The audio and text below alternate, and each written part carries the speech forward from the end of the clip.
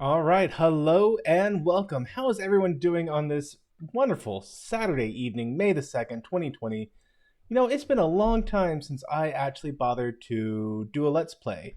I've been having a lot of fun with our virtual pub nights, but I decided, it's just been so long, I want to do a Let's Play, and just to change things up a little bit, instead of completing any of the other, I don't know, 3, 4 games I've started now, I wanted to do this game. It is called Eternal Darkness for the GameCube, and it is hands down one of my favorite GameCube games that I've ever played. A general disclaimer for this, though: this is a game set in the Call of Cthulhu mythos. That is, as you play it, you lose your sanity and weird things start happening. There's a lot of violence, a lot of blood. So if that's not your thing, unfortunately, this is not going to be the best stream for you. So just, get it out of the way. Fair warning to everyone. I don't want anyone to be watching this later and be shocked and horrified because I didn't give them advance warning, which I don't think anyone who comes to my streams really cares. But, throwing it out there for anyone who does. Greetings to John DeMarco. Thank you so much for joining me this evening. So one of the things I really love about this game is that once you beat it the first time, you realize that in order to really complete the game, you have to beat it 2 more times on playing the different the different characters or the different alignments for these powerful creatures from beyond the stars. So I've already gone through, and I've already played this twice. You guys don't need to sit through playing the game 3 times. I've saved what I consider the most fun alignment for last, because fighting against this particular entity drains your sanity the fastest. So weird things start happening just as quick as you can. And hello to Night Breeze, and you're welcome, John DeMarco, for the warning. And Captain Rednick, my good friend, how are you doing?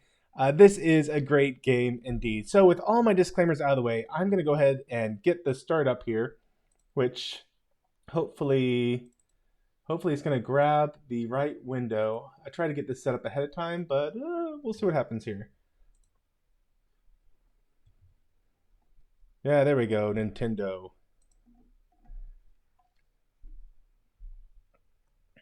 Good evening, Fluggerville. Oh, it didn't do... Is it grabbing the audio right? Hold on, we're going to reset this. This game has a fun intro, and I wanted it to get caught. Here we go.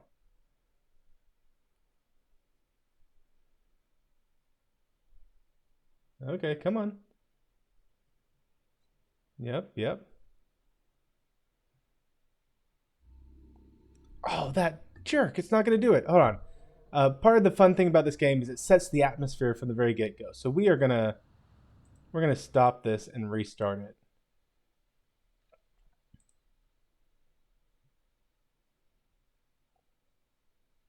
Deep into that darkness peering. There we go. Long I stood there, wondering, fearing, doubting.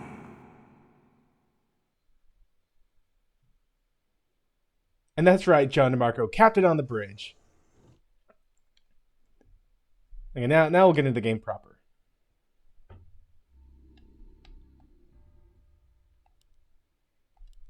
Which I might have to bump the volume up a little bit. Let me know if the game volume's not coming in loud enough for y'all. Oh, darn it, I didn't want to load a game.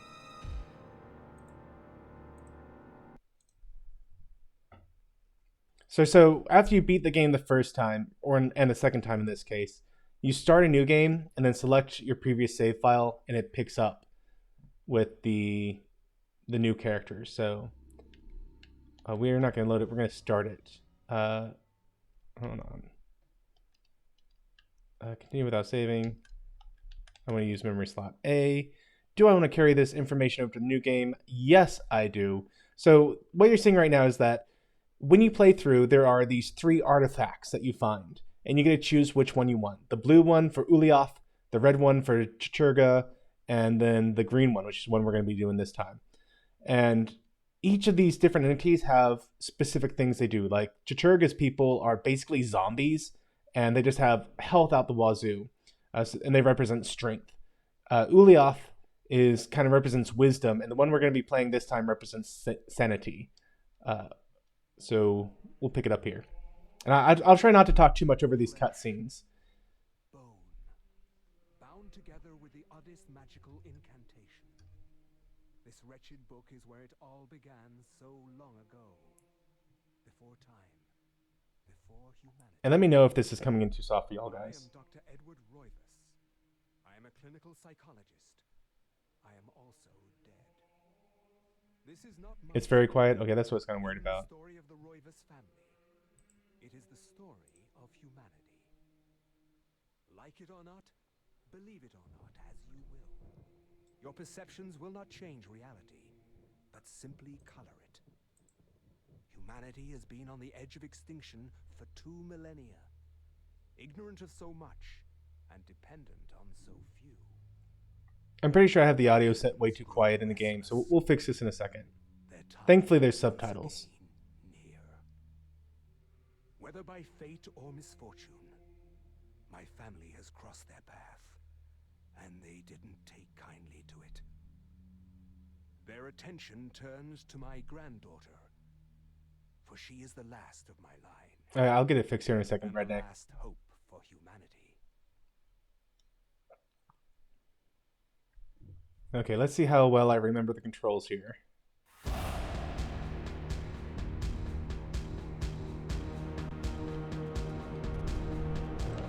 There we go.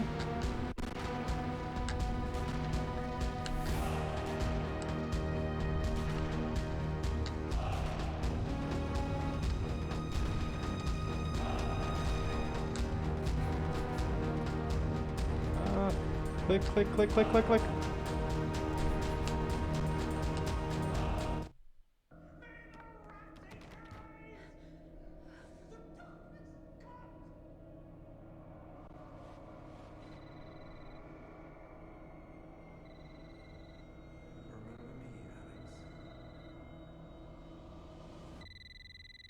This is one of those games I would love to see remade with modern graphics.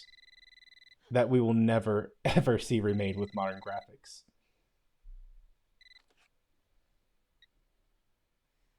Hello? Miss Alexandra Roivas? Yeah, who's this? This is Inspector LaGrasse of the Rhode Island Police. I'm sorry to disturb you, but there's been an accident with your grandfather. I'll be on the next flight out. Okay, I'll get the music, or the voices volumes picked up here in a second.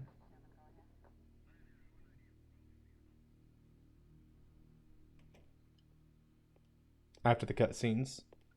Ah, Miss Roivas, I'm pleased to meet you. I trust you had a pleasant trip? Yes, I suppose so, considering. Yes, my condolences. This is most unpleasant. It's a shame we couldn't meet under brighter circumstances. Yes, it is. Can we get this over with, please? Of course. This way. But I must warn you, it's not a pleasant sight. I'm afraid there's not much to see.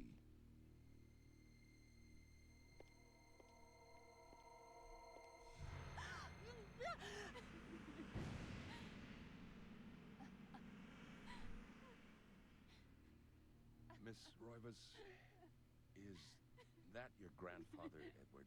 I think there's a lot to see right there. Yes, it's him. He's wearing our family ring. I don't understand. Why are you showing me this? Can't you check dental records or something? What is wrong with you? I'm sorry. It's my job, lady. You're the only living relative, and no, we can't check dental records. There's no head. Now, none of this makes sense. There's no sign of intrusion, and there was certainly a lot of force used. Right, John? Yes, that body covered in a sheet is definitely my grandfather, whose face I couldn't see, because there's no head. And what's left doesn't say much. We don't have a single clue. Well, you better find out who did this. I'm not leaving Rhode Island until you do. There must be some clue in this old mansion revealing what happened. I want answers. So do I. I wish I had some. 2 weeks later. Shocked by her grandfather's mysterious death and frustrated at the incompetence of the local police, Alex vows to uncover the truth. She decides to search the mansion, the place where Edward conducted his research. If there was a tie to his past and possibly a tie to his murderer, it would be there or here. Okay, now let's see if we can't get the volume levels worked out. Okay, yeah, I know it's telling me how to play the game, which, you know, by the time you get to the third playthrough of this, you would think that I know how to play this game and they don't need to give me these instructions anymore. But they do. Okay, save my audio preferences. There we are. Okay, I'm not sure why it's not letting me change the audio for the voice. So I'm just gonna have to bump everything up and hopefully it won't overpower me. Let's see. Which it might. Oh, and so the best way to view this game and to play this game is in the dark. Just fair advance on that one. Let's see. Yep. All that looks good. We're gonna roll with it. Hello, multi-gunman. How are you doing? So this is Eternal Darkness. And I'm gonna play this game kind of for your benefit. So I'm not gonna do any of the things I know I should do. I'm just gonna play this as if I was going in blind as possible. And portraits of the ancestral Roivas line the foyer. Their faces reveal a dark, brooding edge. There's something about each one that gives the viewer an unsettling feeling. Hey, Ensign Ricky. I'm glad you're doing good, Multi-Gunman. And Captain Redneck is saying, yes, play in the dark and slightly drunk. So, fun story about this. I was introduced to this game, let's see, when I was in college in 2003, 2004, somewhere around there.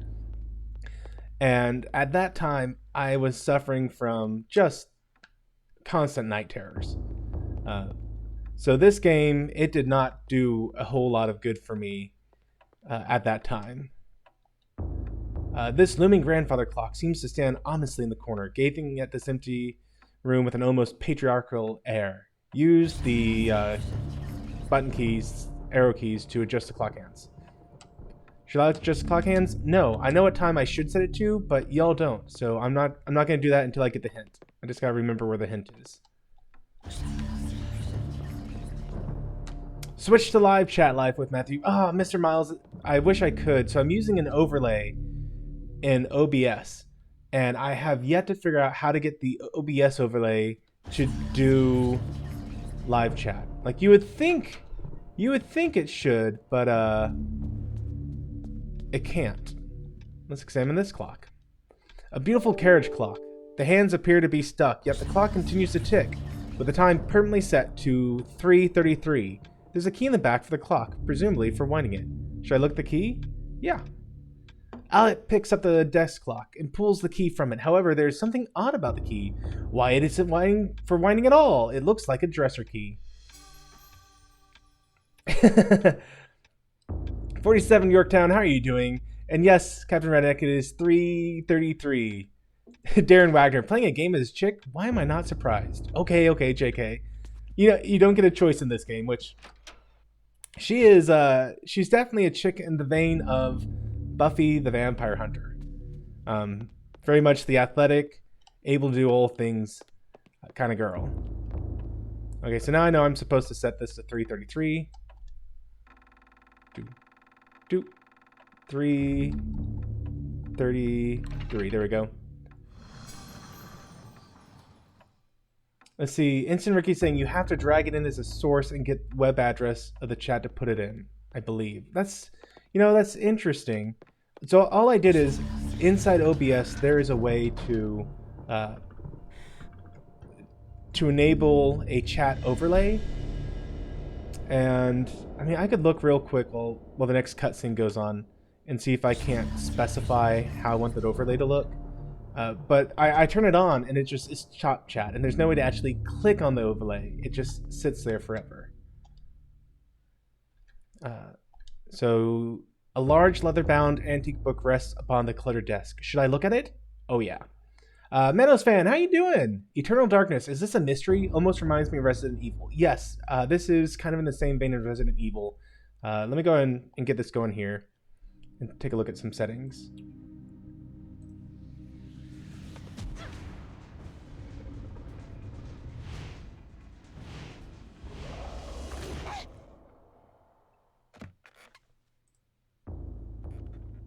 I had no knowledge of what was to come, nor did I care. How the knowledge changed me, it will also change you. As you read this, you will come to learn fear as I have. You too will come to understand, or you will perish. Captain Redneck, my kids were young when this came out. It freaked them out so bad. They thought some of the insane moments were really happening, like the one where it seems to restart the game. Yeah, that really plays with your mind. My life now has purpose, for I have learned the frailty of flesh and bone. I was once a fool.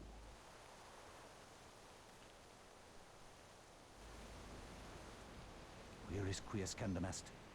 Where is conservandi? Facusatis aquae sumat, et animus eorum conferma. Pugna huis, dia sit modo prima multarum, si inceptum conficiamus. Quam primum, Centurio Augustus. I would like to compliment you once more on your battle tactics. Our enemies did not have a chance. Do you believe that it really exists, Centurion? I do not doubt our Emperor's beliefs, or his orders. But if we are to retrieve the artifact, then we must be strong and patient.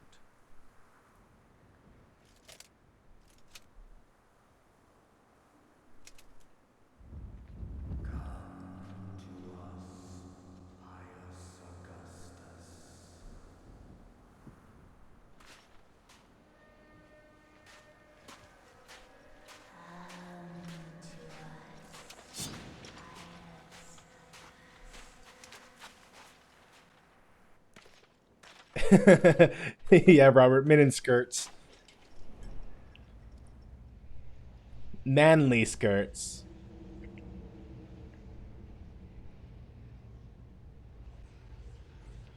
I'm pretty sure I saw one of those in TNG.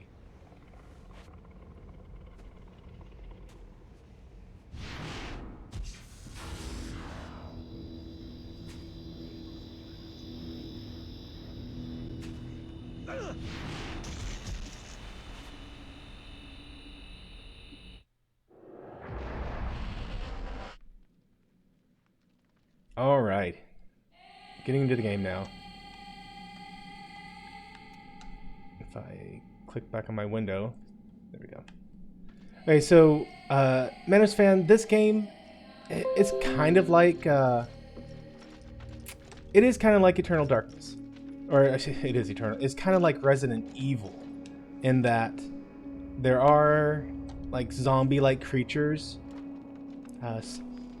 More undead than zombies, if that makes sense.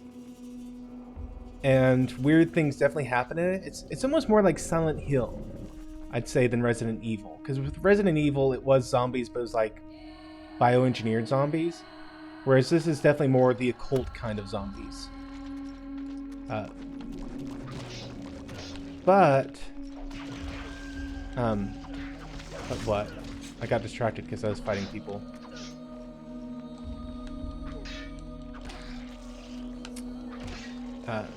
But you'll see they do some fun things. It's actually in the mythos of books by H.P. Lovecraft, the Call of Cthulhu books, where there are these entities from beyond the stars, and the more you get to know about these entities, the worse you are in life. Like to know about them is to lose your grip on sanity. And yes, finish him.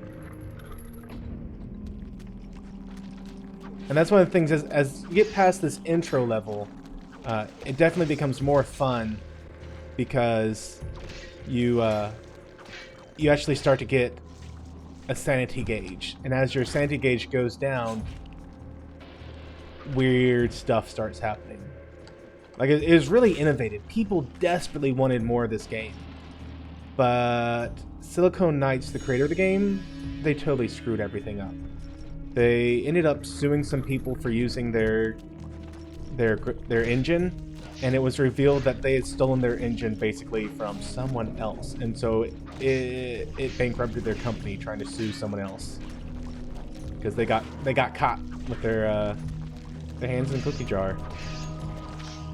And they almost had the chance to make another game, but instead they decided to go off and make something called Too Human, which I don't know if any of y'all remember that, but it was a phenomenal failure. Just the worst kind of thing. And then they tried to do some Kickstarter campaigns, and they screwed that up. Like, I think the first campaign they did, they actually started to meet it.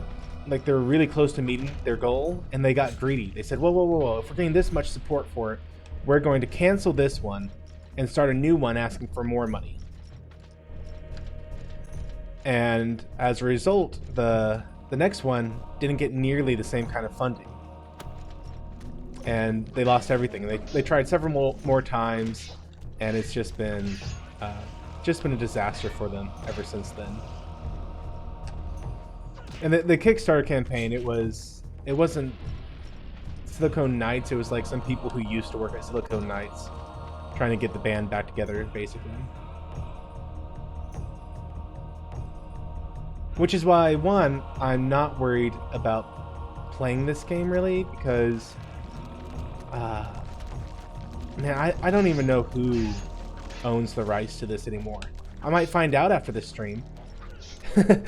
I might get all sorts of notices about the owners now, because somebody has to own it. It can't just exist out there with no ownership. Oh, okay. The game jumped in to tell me about my health meter.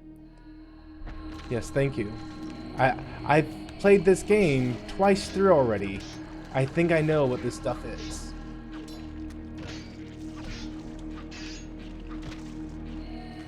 But I mean, can't you just imagine this game redone for, like, the Nintendo Switch, or better yet, the PlayStation?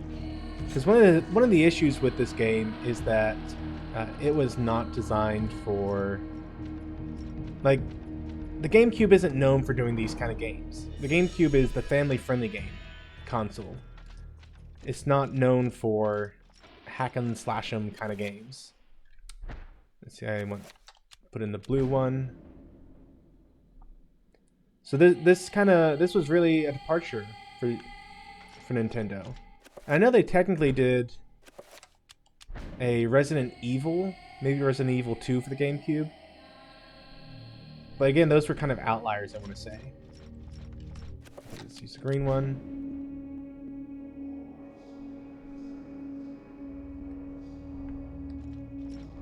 And finally, the purple.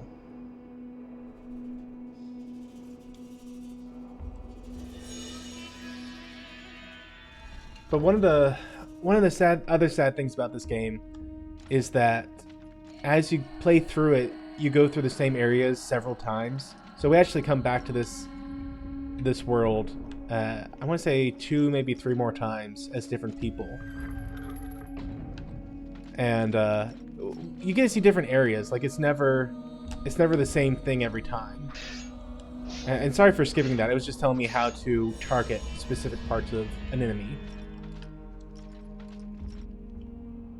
And initially they had planned for, like, a lot more content, but the GameCube, they just couldn't fit all those assets on the mini CD that the GameCube uses. If it had been a PlayStation game, maybe they could have gotten in all those assets, or not PlayStation, but PlayStation 2. Xbox, maybe they could have gotten in all the assets, but with the GameCube, there's no way to get in everything they wanted to get in.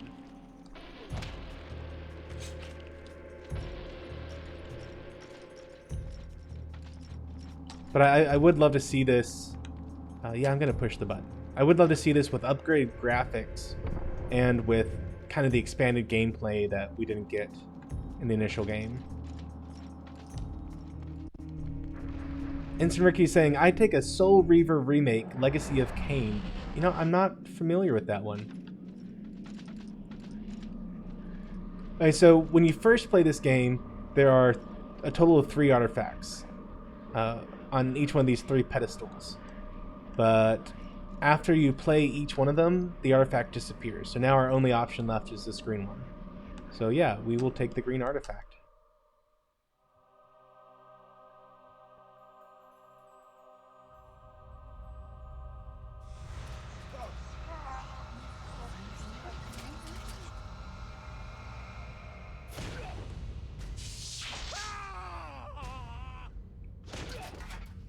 He chose poorly.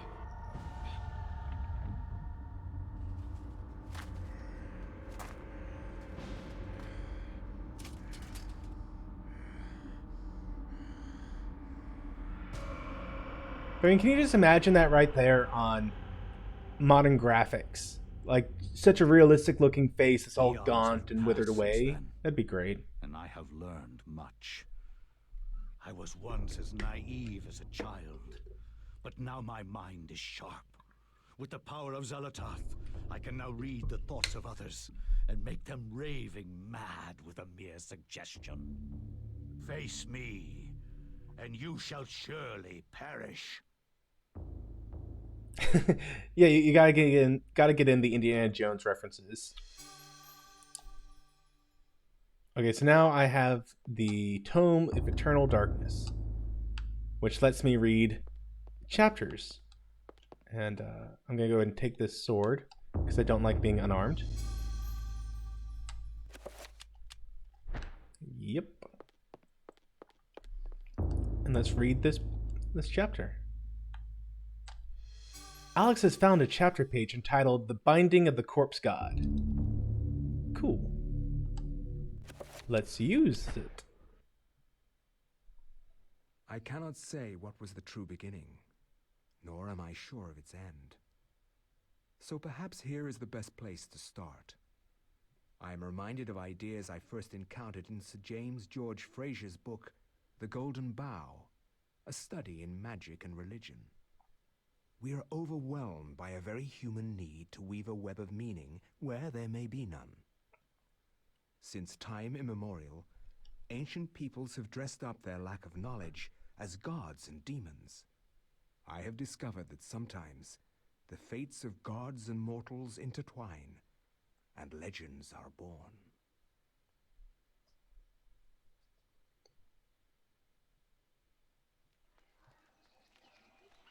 Thy time is done, great ancient. Forever in shadow will you be master of chaos, and to fade to nothing in obscurity will be thy fate. My master has planned many millennia for this day. Wow, she can read without even moving her lips. True chaos of all things, that you now must be entombed amongst the beings of flesh and bone. You have a great monument here, Mantarok.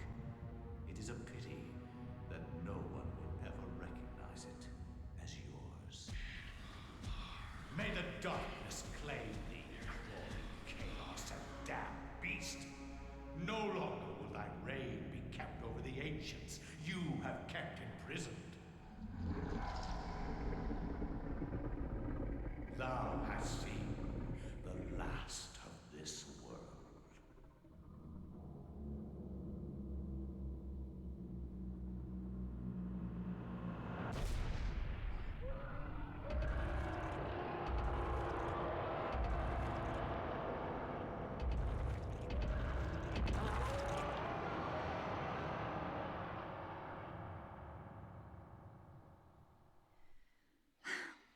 Not even these mythical fables can keep me amused. There has to be something to do around here. I only wish something that fantastic and of higher purpose could happen to me.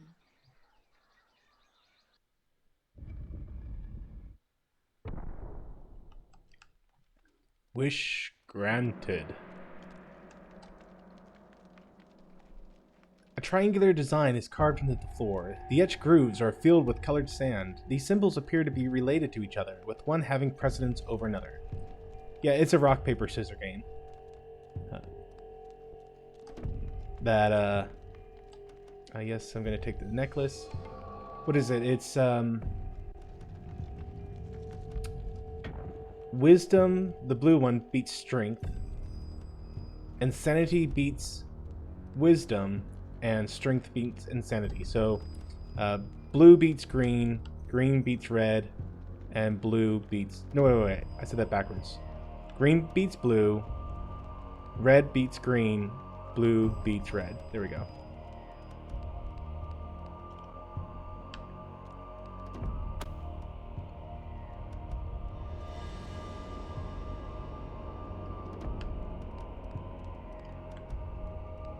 Okay.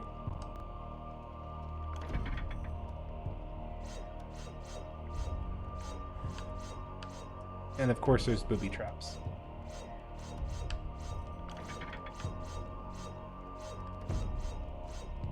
But they're really obviously marked, so we're just gonna go around them. Which, if I was the guy who made this temple, I'd be having words with my contractor about making the booby traps so obvious. When located by creatures, a sanity loss occurs, causing a decrease in the level of sanity meter, and the character to pulse green. Beware, sanity loss affects perception and eventually health. So I am, and there's my sanity meter. I am not going to do much in the way of restoring sanity through this game. There are ways to do it, but I'm not gonna do it because I want y'all to really enjoy this character going insane. And let's see. I want to turn that one off.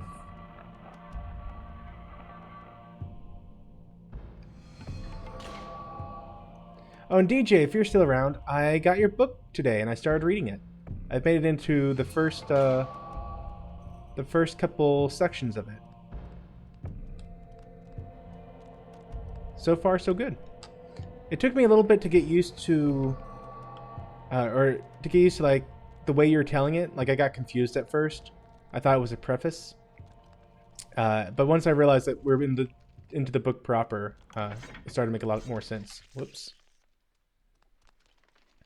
It's okay. It's just a sword to the neck. I can walk that off.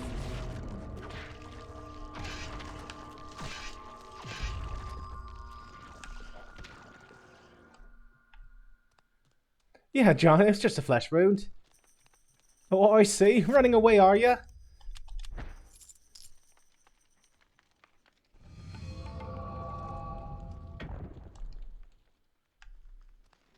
And you can see the camera angle is starting to go Dutch tilt a little bit. The more insane you become, the worse that angle becomes. And the more unnerving... Like look, the walls just started to bleed. And the character actually takes the time to look at it because I'm slowly going insane.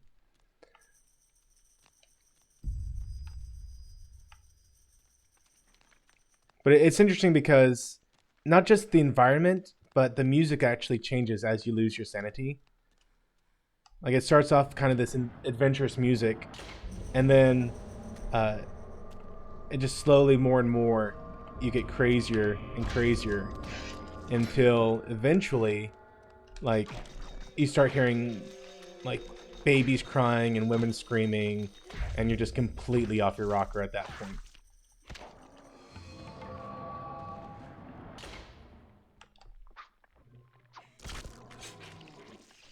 Yeah, you gotta kill the red ones or else they grow back.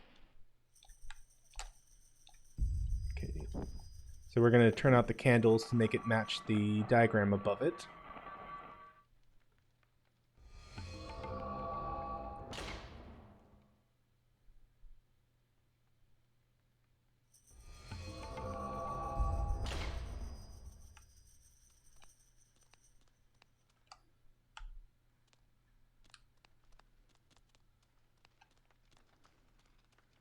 See. Babies crying and women screaming, this must be Turtlestand. Not quite, Multi-Gunman. This is Cambodia, I believe is what they said.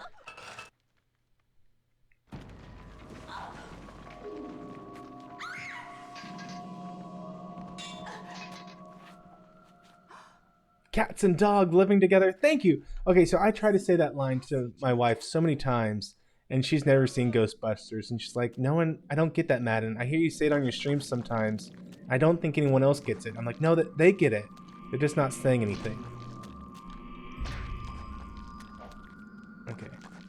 So I've lost my sword at this point. No, don't shoot him. I need him for later. So I have to use some blow darts to take these people down.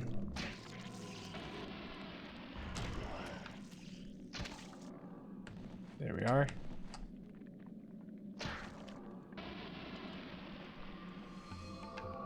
And by actually saving this dude instead of letting him die, he will fix my short sword.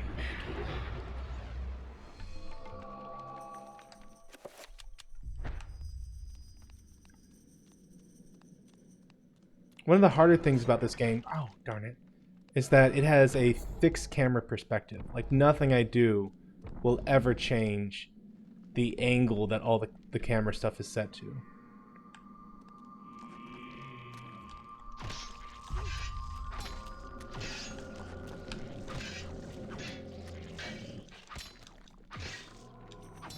Alright. Let's take a look at this mural. This mural depicts a skeleton demon befriending the ancient Khmer people by denouncing one of their fertility gods. So this mural is kind of showing like the history of what actually happened here. That you had the corpse thing at the beginning of the cutscene, and the skeleton demon that we were playing in the first chapter defeating it.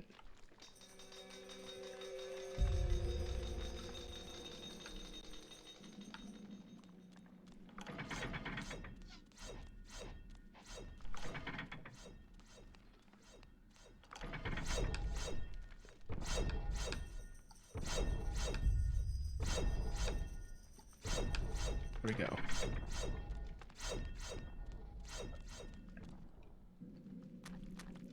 Winston, the everyday man, was great. Robert, I'm not...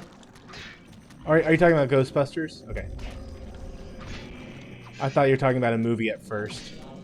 Or a movie called Winston. Oh, not the green one. The red one. The red one.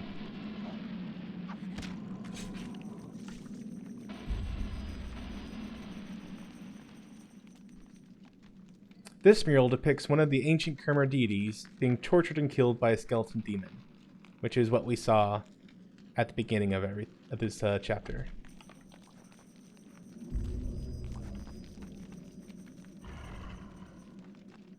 I'm just going to nope my way past him.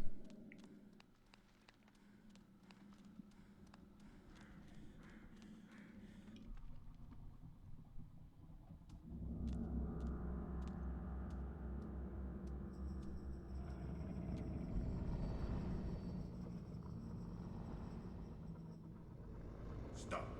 Don't go near it.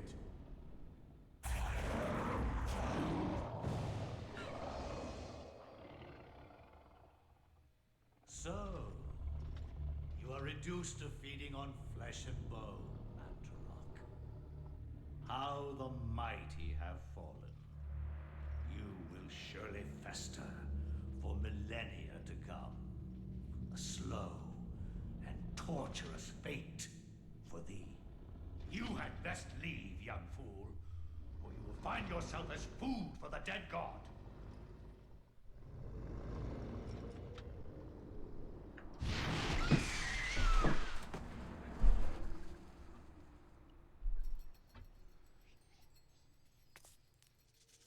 You are one of the chosen many, flesh and blood. It is now your destiny to fight the eternal darkness. I give you a gift in return for an obligation. The gift is your life, sweet dancer. The obligation is this. You hold one of Mantarok's hearts, the essence of a corpse god. To some, it is a source of great power. From those people, you must defend it, lest they use it to destroy what little brightness your world has left in it. Guard it well.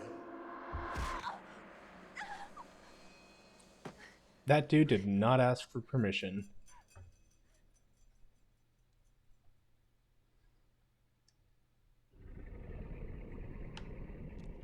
And I'll be taking this. Yoink. Oh yeah, Ghostbusters. Yeah, I'll believe in everything if it's a steady paycheck. Man, you just... Okay, obviously, I was going to say you couldn't get away with making a movie like that today.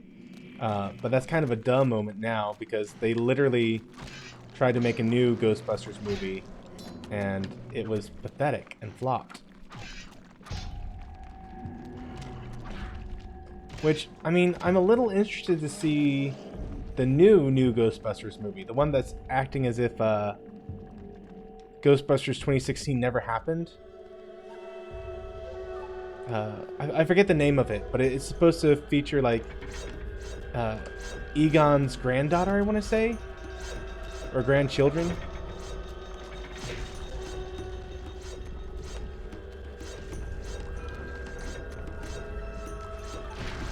Like that one, get out of the way. That one looks really interesting. Like I honestly think it might be good.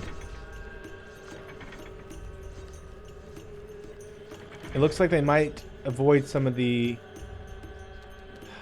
kind of the political stuff that 2016 was getting into. Or not. It wasn't even political. It was just needless social commentary. Afterlife. Thank you, Robert Rose Jr. That's the name of it. I gotta keep just enough sanity so I don't start losing health.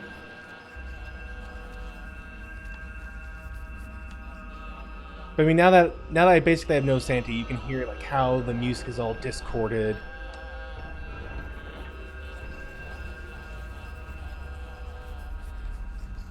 I do appreciate that it seems like they're acting as if 2016 never happened, which I think is the absolute best thing the Ghostbusters franchise could do.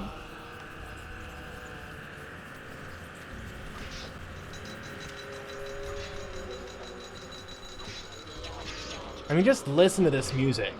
And imagine you're in a dark room, slightly drunk, as Captain Redneck suggested.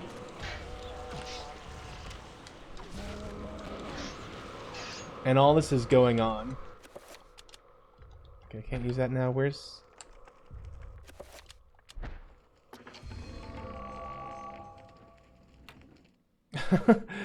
Robert, if one has the money, Video Bob Mosley will build you an actual Ecto-1. That's awesome. So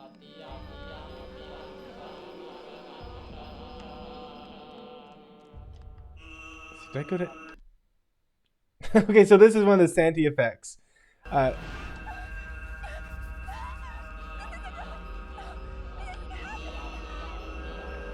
You saw right there the volume something muted.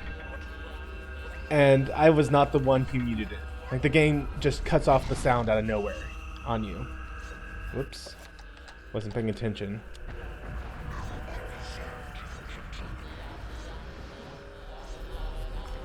And they even do it in that same green font that most TVs did.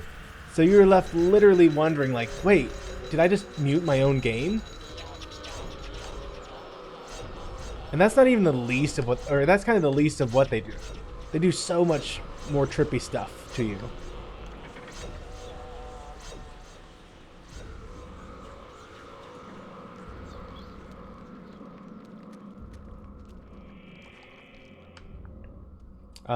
Oh, that Video Bob Mosley mainly specializes in the DeLorean time machine. That's pretty cool. Like, if the DeLorean itself wasn't a kind of a bad car, I'd love to have a DeLorean done up as the straight out of time or out of time car. The license plate's out of time. Yeah, in 2002, my TV's music was exactly like that. Oh yeah, just about everyone's was. It was a stroke of genius to do things like this. Fool! You should have run. Instead, you will die. Where is the essence of Mantarok?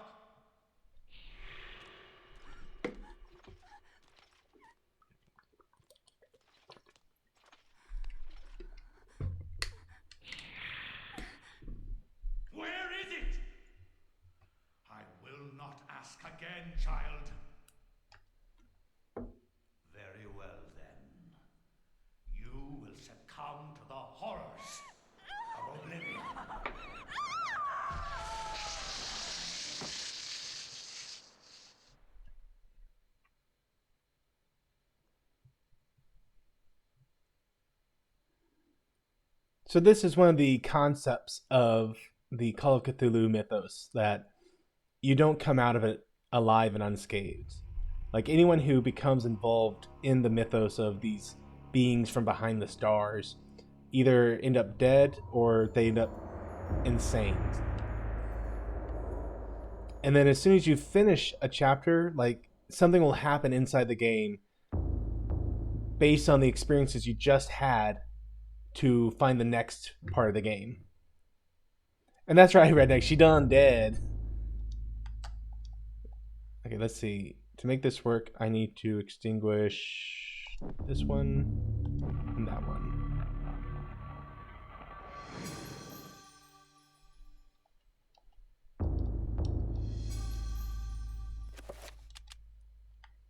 Should I open the message tube? Yes. I found another chapter page entitled Suspicions of Conspiracy.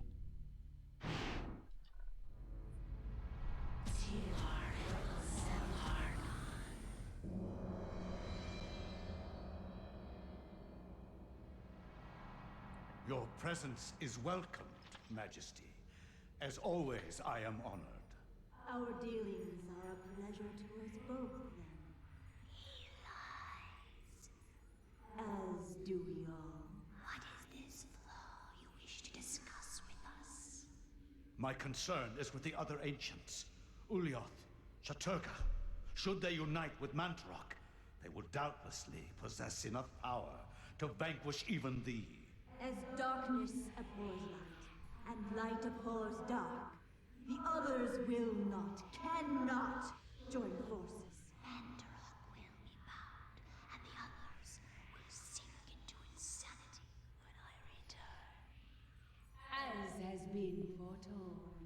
I was unaware. There is much. One of the fun things about this game is that this interaction right now is different based on which of the ancients you align yourself with. Then what of Charlemagne the Frank? What do you intend for him? The Frank is an instrument of light. He seeks to unite Europe under his banner. With this in place, my guardians will be hard-pressed to perform the functions you require. For your own schemes, Pius. Think of your future. Then Charlemagne will be removed from the picture. Make sure he is dead. Or insane. Or perhaps one, then the other? Just make sure he is removed from power. Of course. He is as good as dead.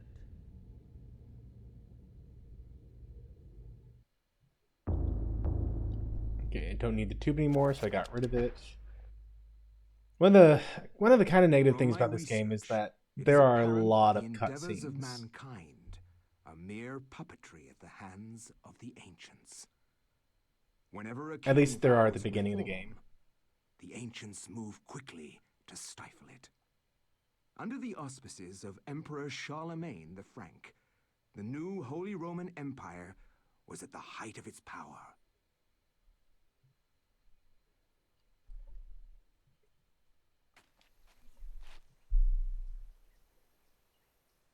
Hanc mit ad dominum et imperatorum nostrum, carolum magnum francum. Deliver this to our Lord and Emperor Charlemagne the Frank.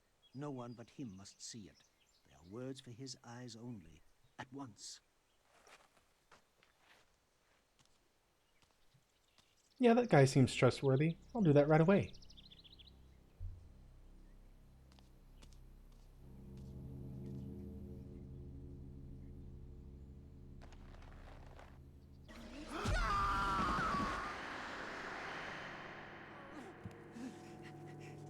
Sorcery is this? A spell? I am bewitched. If this was meant for Charlemagne, then what will become of him? I have to warn him of this treachery.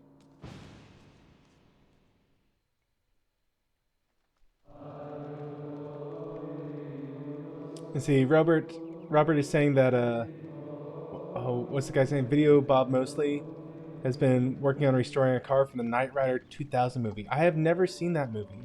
Which is a shame because I actually like the old Knight Rider stuff. Muffled voices emanate from inside the bishop's visiting chamber. However, the door is locked and Anthony will need the bishop's key to enter and gain an audience with Charlemagne.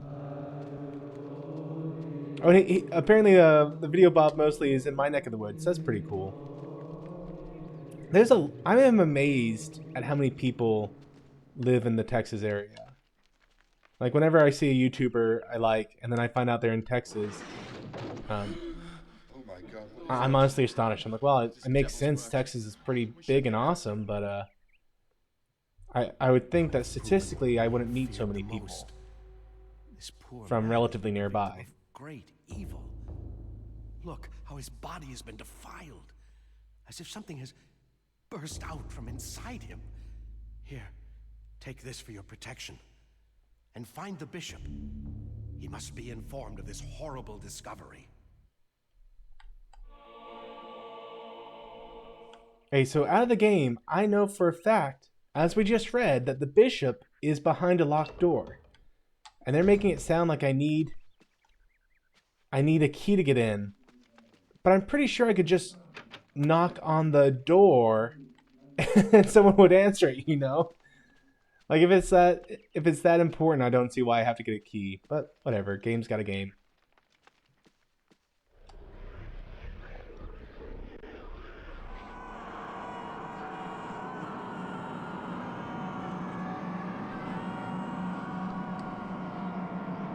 Okay, this is the character we played as in the last chapter, and this is the statue that Pius destroyed in the first chapter. And you can see that the floor and the walls, or just the floor, is made out of like screaming faces. Cradled in what appears to be a leathery hand lies a mysterious book. It is bound in human skin and intricately decorated with the shrunken bones. It beckons and yearns to be possessed. Should Anthony claim the Tome of Eternal Darkness? Yes.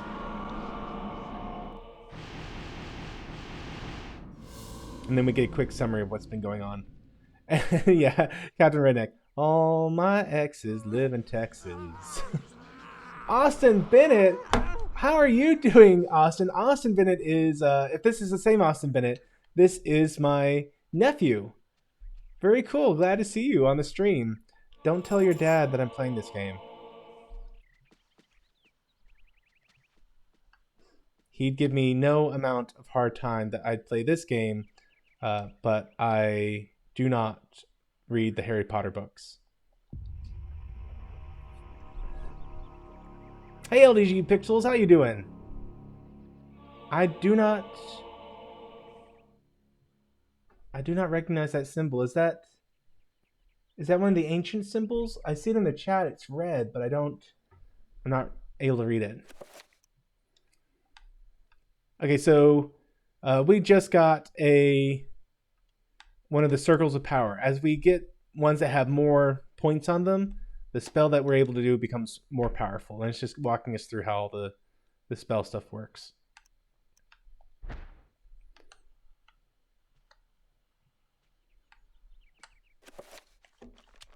And right now I don't have any spells, and I can't make any spells because I don't have any runes. Let's see. Is there something else I need in this room? And yeah, Redneck, I do really enjoy the time travel aspect of this game. That you start off, you know, in the BC times, and you slowly work your way forward throughout like the ages until you get to present, which was, you know, 2002 when this game came out, so 18 years ago now. Amongst the tomes and manuscripts, a book brings attention to itself. Oddly pristine on the dusty shelf, it doesn't quite belong. Should Anthony move the book? Oh, yes.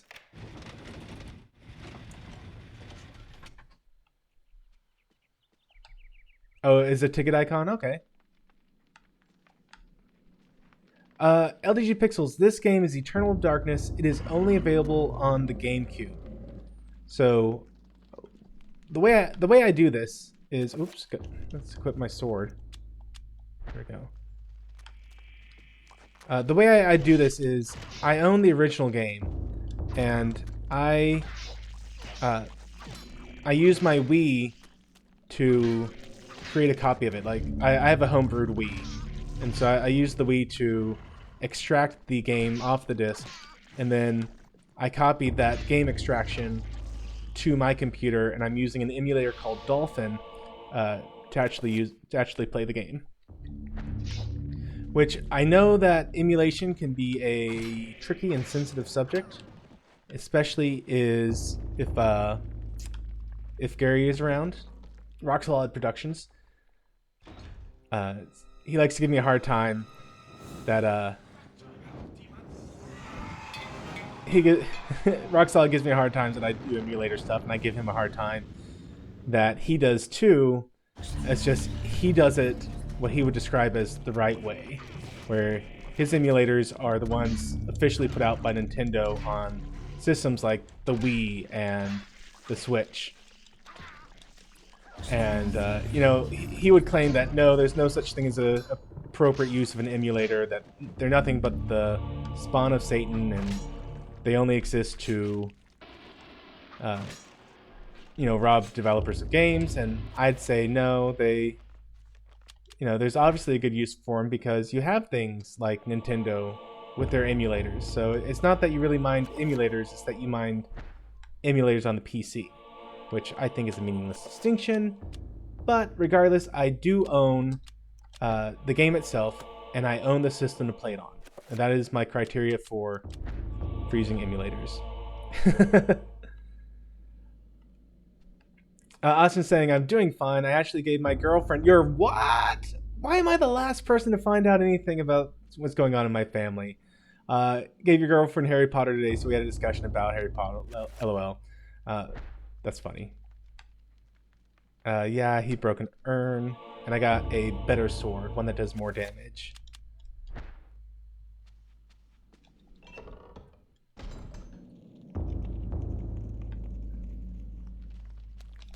And this is important. So if I find these stone codex, they actually tell me what, like, the item translation for a rune is.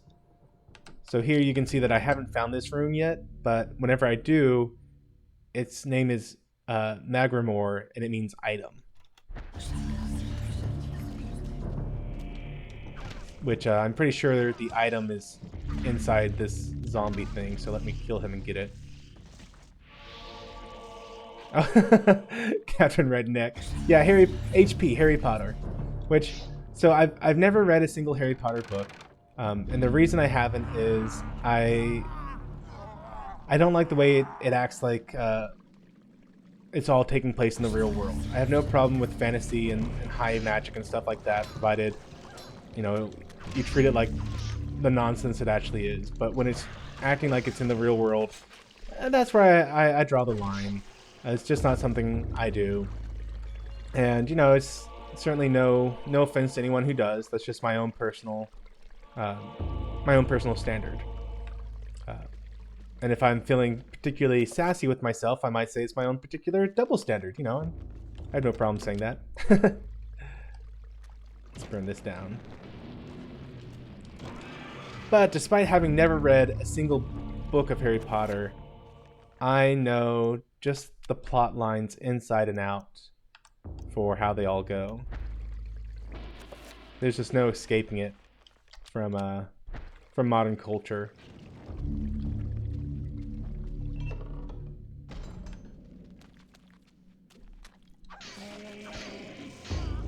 Which is why I got so annoyed when, like, oh, what's her name? Rowling went back and retroactively made characters gay, retroactively made Hermione black, and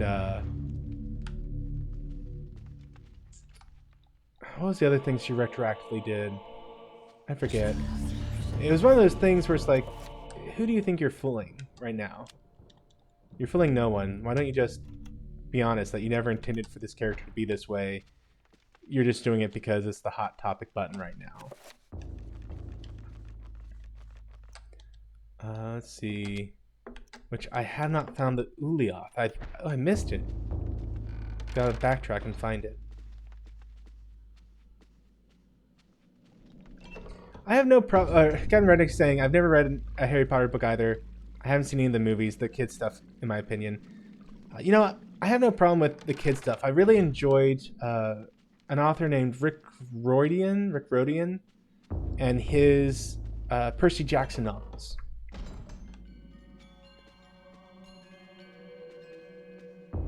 And they're definitely more the young adult kid stuff. But it was a fun novel, a fun book, and that's really all I care about when I go looking for books to read.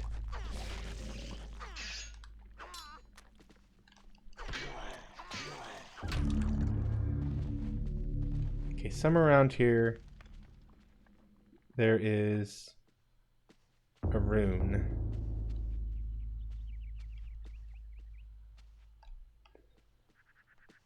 Robert is saying the new horror movie Underwater is a Lovecrafting movie. Oh, that's fun. I do love a good Lovecraft movie.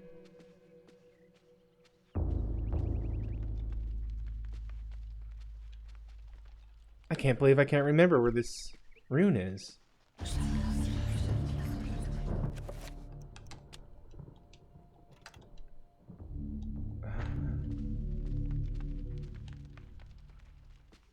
And John's saying, I've read some of the Rodian books because one of my kids was really into it. They're really, really good. My only complaint with them is, so you get through the first, I think it was 7 books, and that's the end of the Greek setting, basically. The whole point is that the Greek gods are realish, and there's still, sometimes you get a Greek god who has a baby with a mortal. And Percy Jackson happens to be the son of Poseidon and a human woman. And then, of course, he meets up with children from Hades and Zeus, and there's all the pantheon. But for whatever reason, a long time ago, they decided that the big 3, Zeus, Hades, and Poseidon, should not be allowed to ever have kids again. And there was some prophecy involving whenever one of them had kids and got to the 16th birthday. And that prophecy is what the series revolves around as Percy Jackson approaches his 16th birthday. And then once they finish that novel, then they transition, or that series of novels, they transition to the Roman side of things. Captain Redneck. They don't cover that in the book.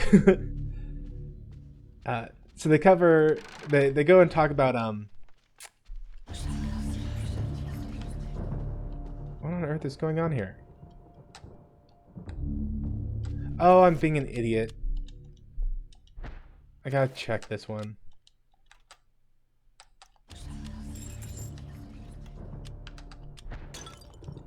There we go, and now I get the missing room. So they look at the Roman side of things, and they follow them for a couple books. So the thing that annoyed me, and where I was going with all this, is that at the very end of the Roman time period, they take one of the characters, the son of Hades, and out of nowhere, they make him gay. And it was just the dumbest thing they possibly could have done. And the thing that made it so dumb was that it was obviously something he decided to do, like, right in that book. And the kid was... Oh, how old was he? He was like 3 or like 5 when he first met Percy. And so they were trying to make it be like, oh yeah, from the time I was 5, I was like, super attracted to Percy. And like a lot of people in the gay community got super upset at him for trying to push that. They're like, no, none of us when we were 5 were attracted to people. You're just you're being ignorant and trying to pander to us. And they got pissed at it. And I thought it was a bad choice also.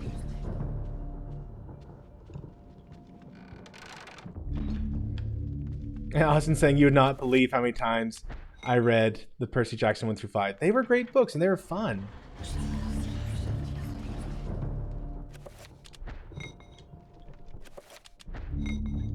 Okay. So now that door will have enough weight to stay open. Robert's saying, who has ever seen the Beowulf CGI movie? It was a great movie with special effects. It's so realistic. I have not. I have not seen that. Is that tongue in cheek? Was it really good special effects, or are you pulling my leg? Redneck is saying Beowulf was outstanding. I just watched it again last week. Such a good movie. When did it come out? I don't know anything about the. I know the Beowulf tale, but I don't know anything about the movie. You have come to return my book. Very well then. For your efforts, I promise a quick and merciful death. Okay. So now we just gotta kill this, whoop. Get away from him. Gotta kill the priest guy.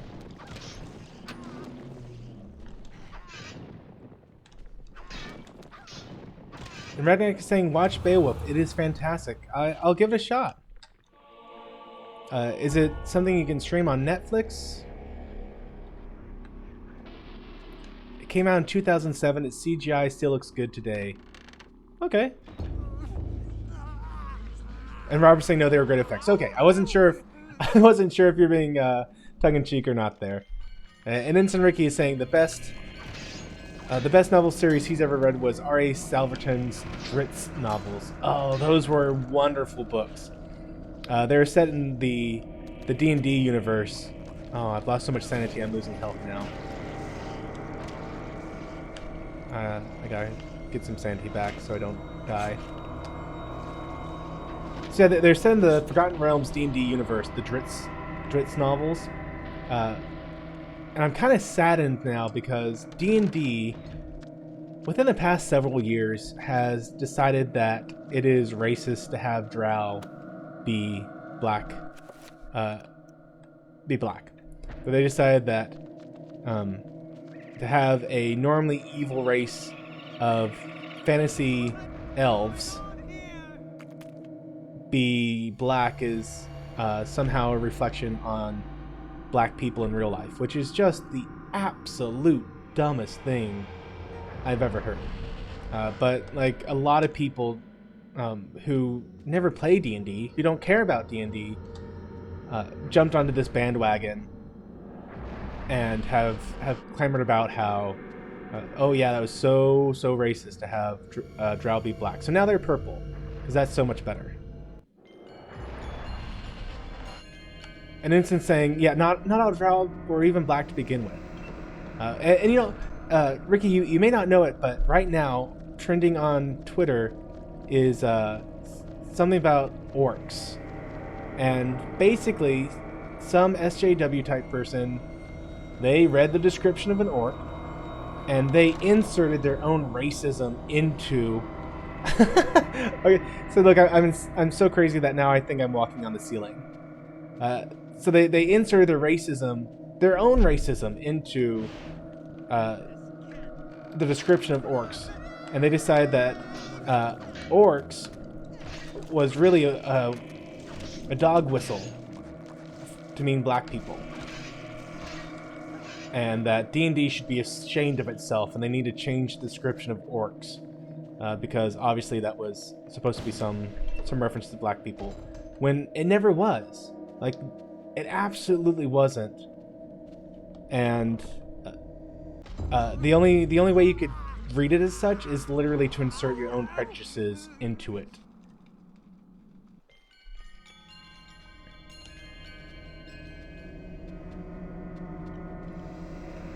And it's Ricky saying orcs are completely different from franchise to franchise. This was the orc description within. Oh, I've made mistakes. Within D&D 5th edition, the tabletop role-playing D&D.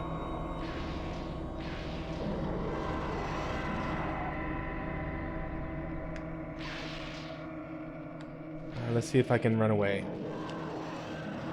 Excellent. Okay. Before I go up there, I need to save the game.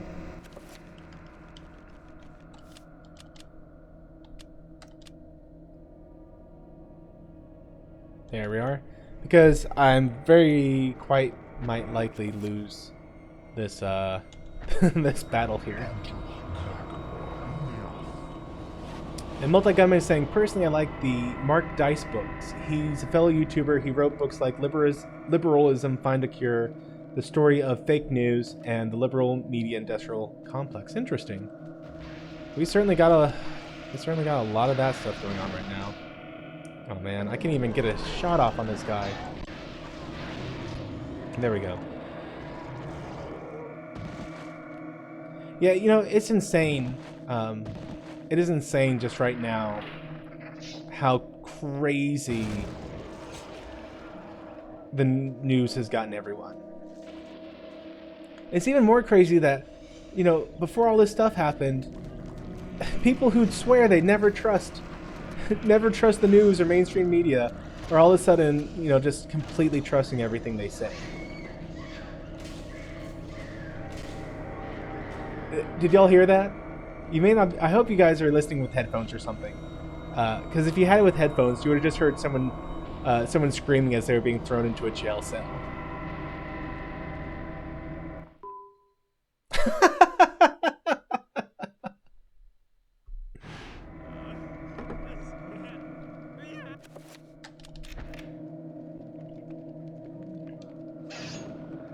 And see, Robert's saying there's a live-action Beowulf movie that has Marina Sirtis in it. Ooh.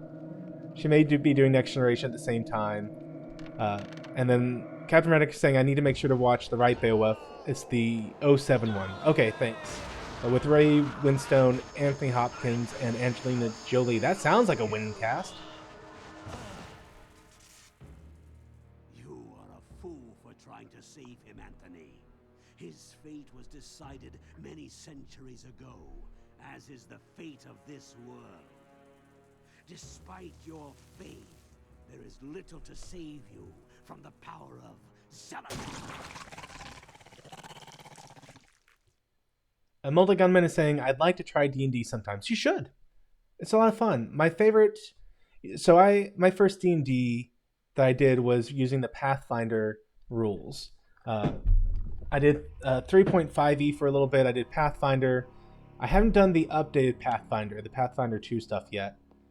And then I've done some D&D 5th E. And 5th E, that's kind of my jam right now. And then beyond that, I've been trying Call of Cthulhu, which I hope to get a game going here soon with Wesley Crusher, with a friend of mine, Daniel Parker. He's been on some live streams with me, and another friend of mine named Zach, and then one more person, Captain Cat. Hopefully Captain Cat will be able to join us. We might have some time zone issue stuff to work out. Let's see, I don't think it'll let me get through this yet. But all of them have been really fun, so I definitely recommend getting into it. Let's see. Alex places the blade in the slot but feels it pushed back. Alright, so I can't open this door yet.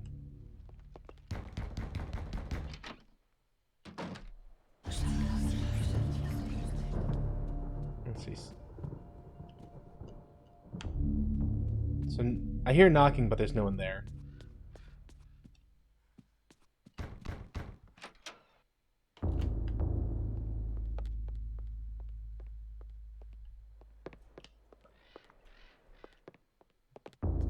See. Yeah, the D&D movies were horrible. You know, just most movies that do things like that are horrible. Like I wasn't a big fan of the... Oh, I broke the key. What was it? The World of Warcraft games, I think it was? The ones that were live action CG capture, not too well done.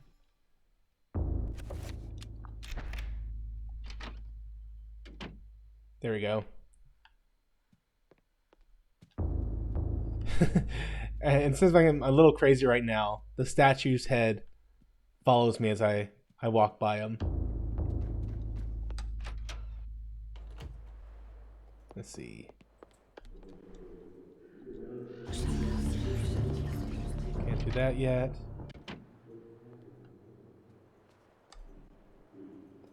Okay, so I hope everyone is paying attention. This is one of the fun parts of the game. Make sure you have your headphones on and your ears turned up. There's going to be a subtle clue here, and I want to make sure that you don't miss it. It's going to be a fun thing. So I'll give you just a second here, then here's the clue. If you got your headphones on, got your volume loud enough to hear it.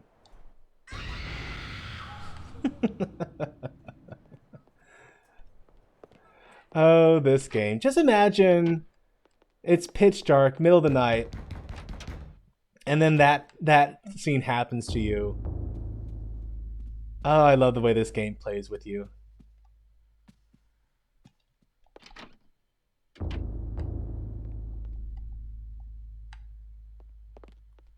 Yeah, LDG, this game definitely does a good job of messing with the characters. Here we go. The next chapter page.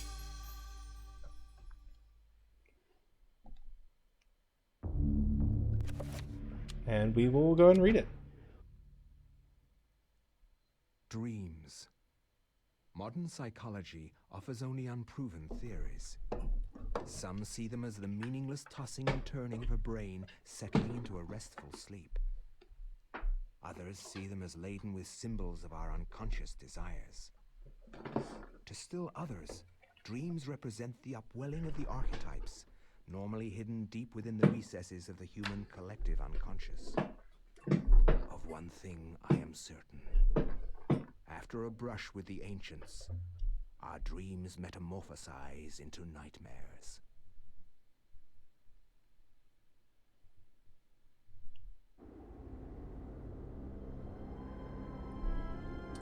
That's the instant key saying Dritz is probably one of the most fleshed out, well-written heroes in literature. His story is phenomenal. I've read all 31 books, my favorite hero by far. It's really amazing. I think I made it up through 13 of them or something before I stopped reading. Dominate my dreams, and I can think of nothing else. I really enjoyed them. I don't even remember why I stopped. I think it was an issue of money. My life has become a waking dream, Karim.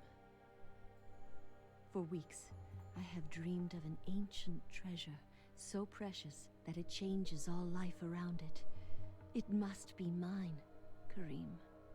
If you truly desire me, as you say, then you will find this for me. Bring this treasure to me, and I will be yours. Both of our dreams will come true. I need nothing more than you. You have enthralled me to the point where I can think of nothing else. Promise, if I leave, you will not forget about me. You need not worry. I desire nothing more than the treasure that you seek. Leave now, Karim, and I shall await you. I'm not saying she's a gold digger, but she ain't messing with no broke you broke.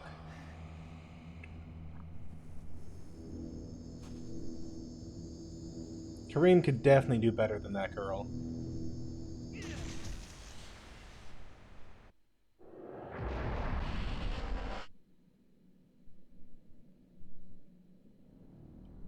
St. Robert's saying, I love Mark Dice's stuff about the Freemasons and other secret societies. I've never seen any of his stuff, so I don't know. I don't know anything about that.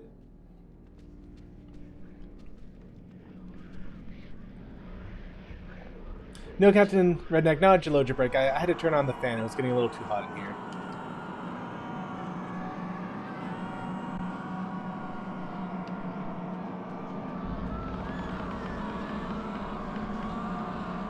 Yes, pick up the tone.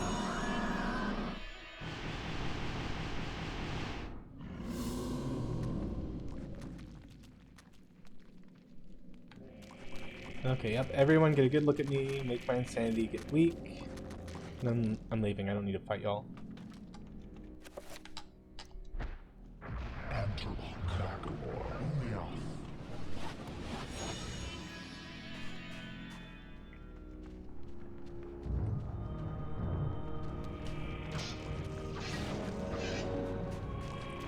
So the other day,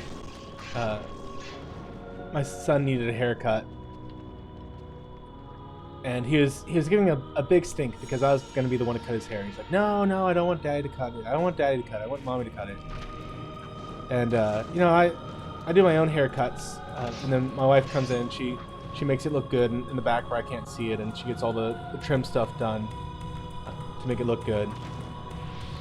And so my wife was like, well, come on, you know, Daddy does a good job. You don't need to worry about it. He's like, no, I want Daddy to do it. I don't want Daddy to do it. So I get out the buzzer, and I'm, you know, he's there in the bathroom waiting for the haircut, and I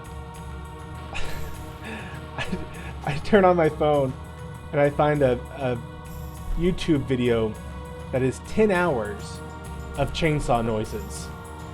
And so I turn the volume up to maximum volume levels, and then I come around the corner, you know, revving up the buzzer with the chainsaw going.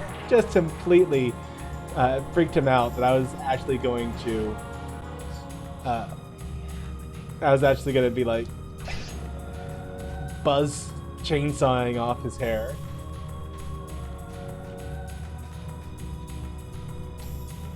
But then after that, he didn't mind that I was gonna cut his hair.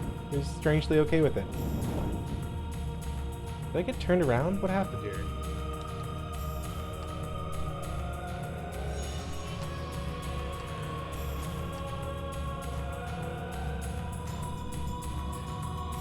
Thank you, John. I live to troll my kids. This other time we were out on a walk, and you know, my son, he's one of these kids who he will run non-stop for hours as long as he's the one choosing to run. I ask him to walk like 20 minutes or something, and it's the end of the world. He's dying.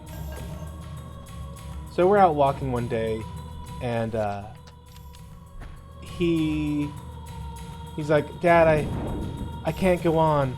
I'm exhausted. This is it. He sits down. I'm like, what do you mean? He's like, I can't go on. I'm too exhausted. I'm like, well, all right. I guess I had a good run as your dad. I'll miss you. I love you. I'll let your mom know what happened to you. And then I go walking on down the sidewalk, and I turn around, and my poor son didn't realize I was joking. He bought it hook, line, and sinker, and instead of running to catch up with me, he's just big tears streaming down his face, thinking that Daddy is actually going to abandon him here. I'm like, oh, come on, son, I was just joking, catch up.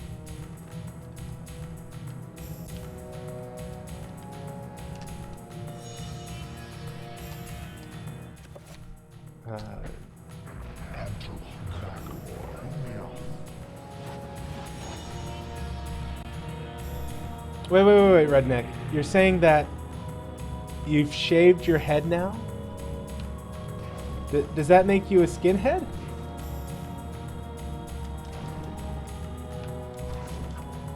There's a lot of people who have been waiting for such news.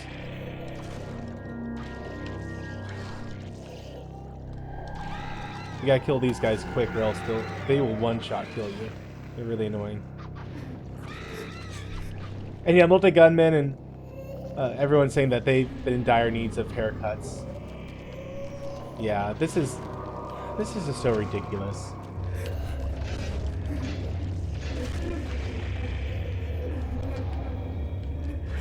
What really cracks me up is they make a big stink about how, like, we need to keep 6 feet apart, social distancing, all this, to the point that places like Home Depot only allowed a certain number of people in their store at any one time. Instead of letting people roam throughout the store and keep themselves, 6 feet apart of their own volition, they now have to stand in a line out front, less than 6 feet apart from each other, waiting for their turns into the store. Like, people just are not thinking these things through. They're doing things that sound nice and look nice on paper, but have like zero impact on reality.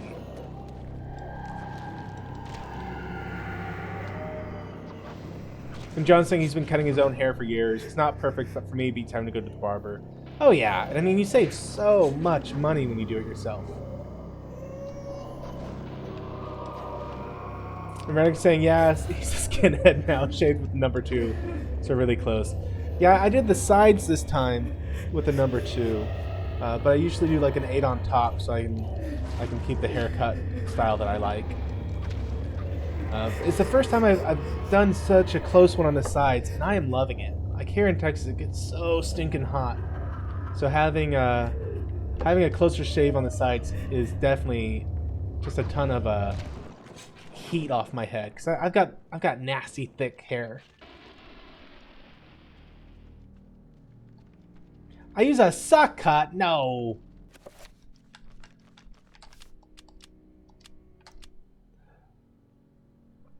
Fluger, you get it, or Fluggerville, you get it super close. A 1/2.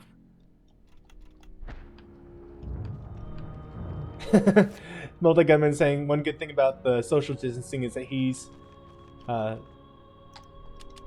wearing out his Sega Genesis.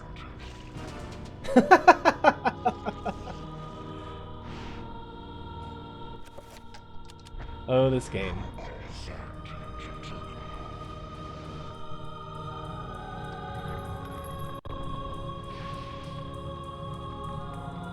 I usually die at least once trying to beat this guy.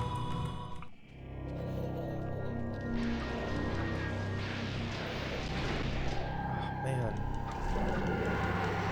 Like, there's nothing to do except get up there and start slashing. And pray that you get him before...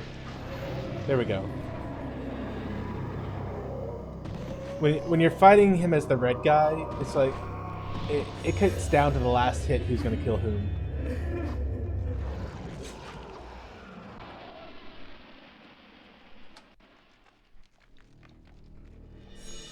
Oh wow, John is saying, in his neck of the woods, some of the stores make you wait to get inside with little X's made of tape 6 feet apart.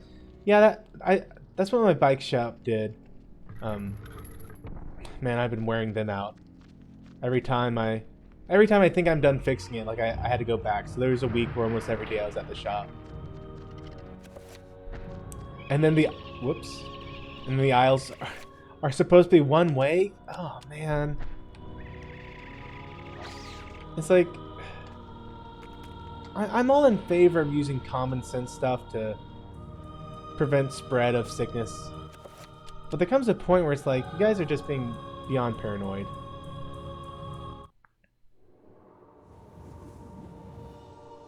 My dear Alex. I'm sorry to hear that, Redneck. He's saying that his wife works at Home Depot and it's a nightmare in there for her. That sucks. And nothing seems right. During those times, Is it the people or the management who's making it such a nightmare for her? You know, Robert, I actually don't like horror movies. This isn't really happening. Like, usually I get more annoyed at how foolish they're behaving than scared.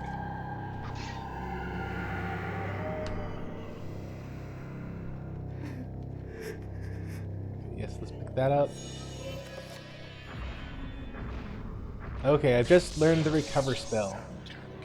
Once I get the red rune, I'll be able to recover health, but until then, it's pretty useless. And honestly, there gets to be a point where a game becomes too good of a horror game for me to actually be able to enjoy. Because I do just... Like horror hits me really really hard, and there gets to be a point where like it's too much for me. So there was a game, it's a Japanese game that I played on the Wii about a camera that would let you like whenever you took a picture of a ghost, it would defeat them. And it was definitely not an American kind of horror game. It was a Japanese style spirits and all that stuff. And so it like I made it about 30 minutes into the game before I said that I was all the way done with this. I had no more desire to be playing this game. They had done way too good of a job on that game. And it kind of goes the same way for movies, horror movies. They get a point where they just leave me with a bad feeling in my mouth, and I don't like watching them. And a lot of the horror movies nowadays aren't like the psychological horror movies. They're more like, oh, what's the word to describe it?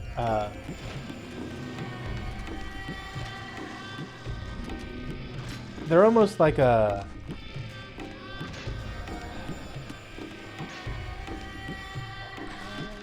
gore for the sake of gore. Like, it's almost designed for people who just get off on seeing people cut up into bits or put in horrible situations. And that's not a genre I enjoy. I guess I enjoy a good psychological horror, something that really messes with your mind, but not the kind of gore fest that we've been getting these days.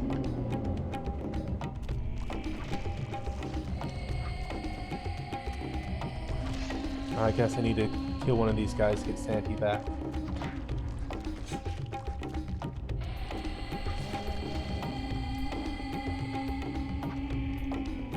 Yep. Kill him. And Rednick's saying it's the customers, okay. Yeah, Home Depot's being awesome to their employees. People are bored and can't go anywhere, so they go to Home Depot, Lowe's, and Walmart. Whatever, and waste time and money. You know, I've been wondering if people are doing that.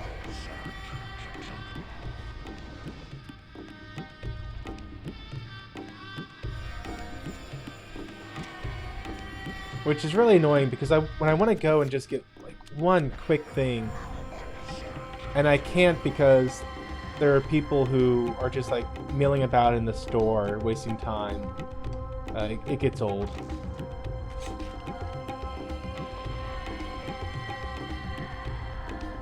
Robert's saying that he enjoyed the movies Scream, and the first couple Wrong Turn movies in Joyride. Okay. I remember Scream. Not super familiar with the other ones.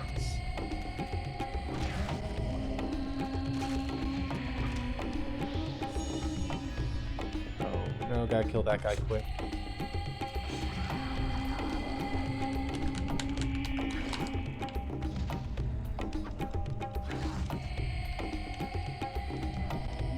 I'm whiffing it. In any second, this guy's gonna leap at me. There we go.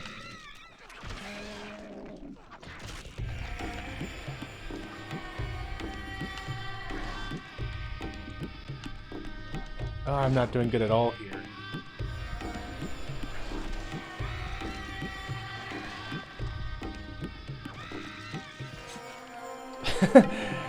Yeah, Redneck, Scary Movie. That was one of the better ones.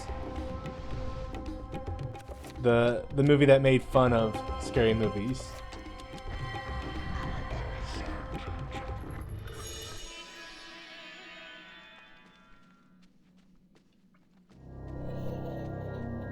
Okay, hopefully I can make it through the rest of the level without dying. It's gonna be close.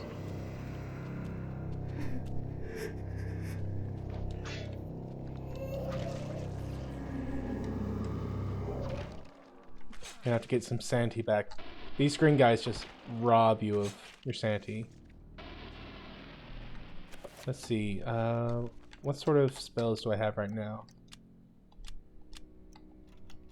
Nothing worthwhile. Alright.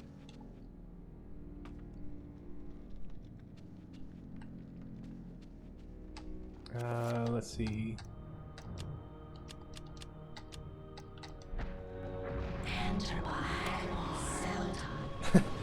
Captain Redneck, or the Multigun is saying, Captain Redneck, wrong turn? That's how people ended up in Turkestan.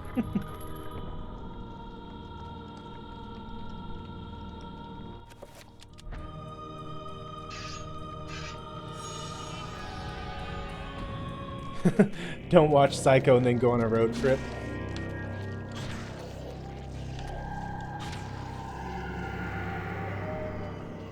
What, you don't want to stay at the Bates Motel? What if they gave like a really good discount? There we go.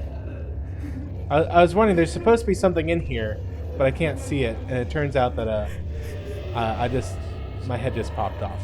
I'm going crazy as all.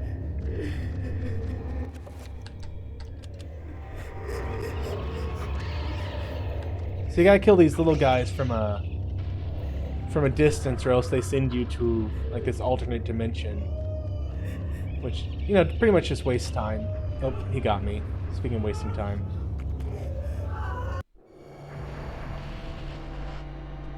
Oh, how's my health? I guess I'll get a free recharge of the old health meter.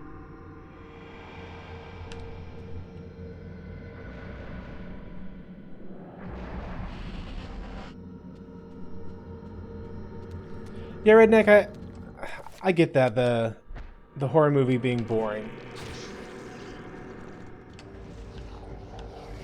There we go. And you know what? Let's go ahead and restore some sanity. Oh, okay. Like that's one of the last ones I saw. One of the last ones I saw was this really awkward double date. And the thing that made it awkward is that I didn't realize that it was going to be a double date. And what made it even more awkward is that it was a double date in which both the girls liked the other guy. So like I think that it's going to be a group of us going to see a movie, and instead it's me, these two girls, and another guy, and they both like the other guy. And it was just a wonderfully awkward time. Wonderfully awkward. Which, actually, all my double dates have been that way. Where I didn't realize that it was going to be a double date, and then the girls both like the other guy. Huh. I have some interesting luck. Anyway, it was some movie, The Grudge. That was the last horror movie I saw in theaters.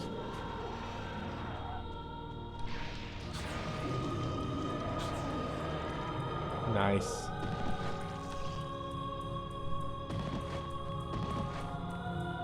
Yes, okay, so sci-fi horror is a genre that I do enjoy.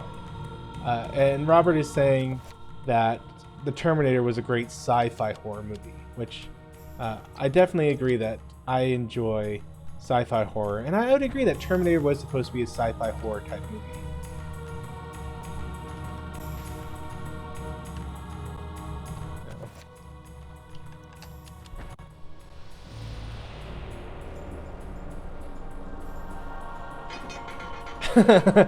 Multi-gunman, when I went on the double date with those girls that liked the other guy, I should have excused myself, go to the bathroom, climbed out the bathroom window, and made a run for it. I think I could have just gotten away with, like,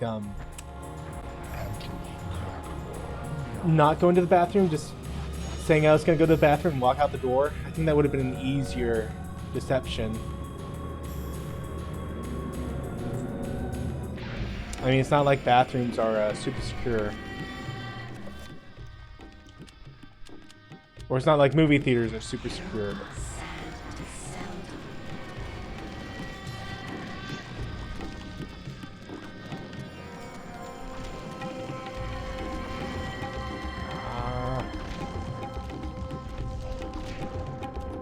No, okay, yes, I am too nice for stuff like that. Thankfully, Redneck, there was not a dinner. It was just, we were going to meet up at a movie theater, and once I got there, I found out it was going to be a double date.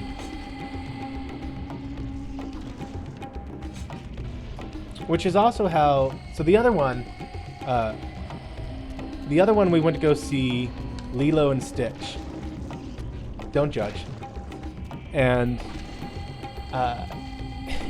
it was just the worst situation I could imagine, because not only did it turn out to be a double date, not only did it turn out that both girls liked the other guy, but it further turned out that the only reason that I had been invited was because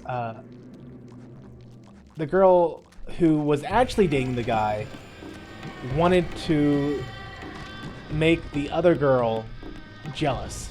Like, she knew that she liked the guy, and she decided that she was going to make him jealous, so she arranged this whole thing. So that was fun. And the girl who turned out was supposed to be my date, which, again, I had no idea that's what it was going to be. It turned out that, like, Beauty and the Beast was her favorite movie ever. And apparently there's some preview for Lilo and Stitch that made fun of Beauty and the Beast. And so she was ready to hate this movie.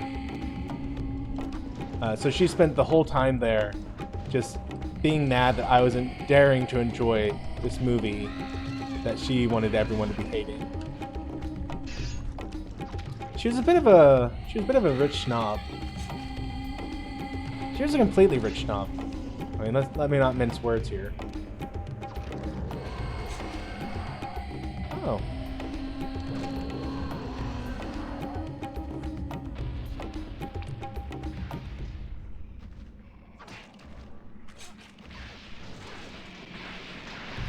Oh gosh, this is not going to end well for me.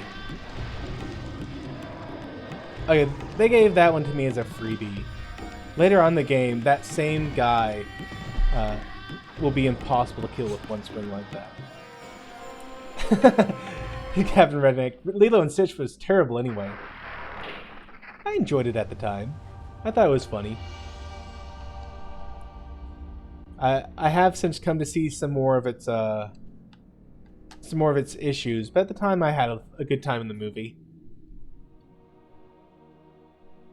Kareem, we will be together forever. Chandra?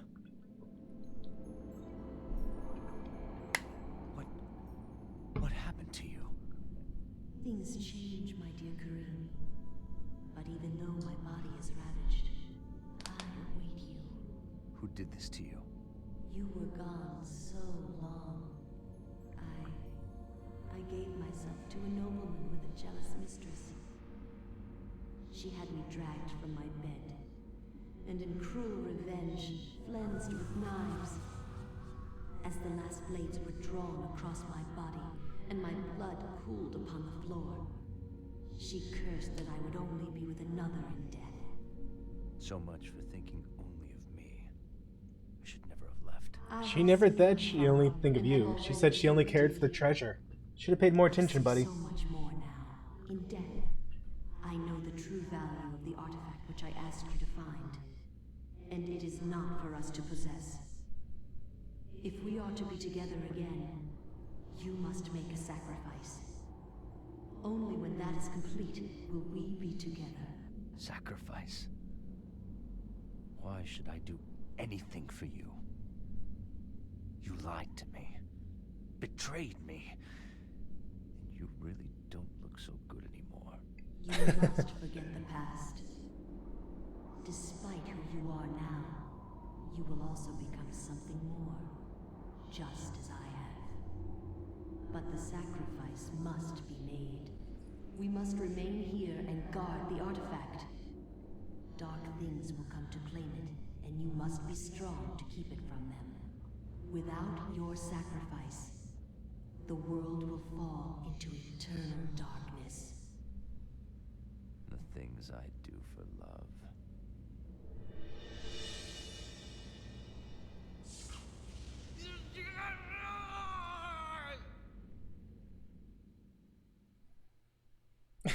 Yeah, when your woman follows you around even after being killed. So clingy. I agree, John. She was not worth it. He made some bad choices there.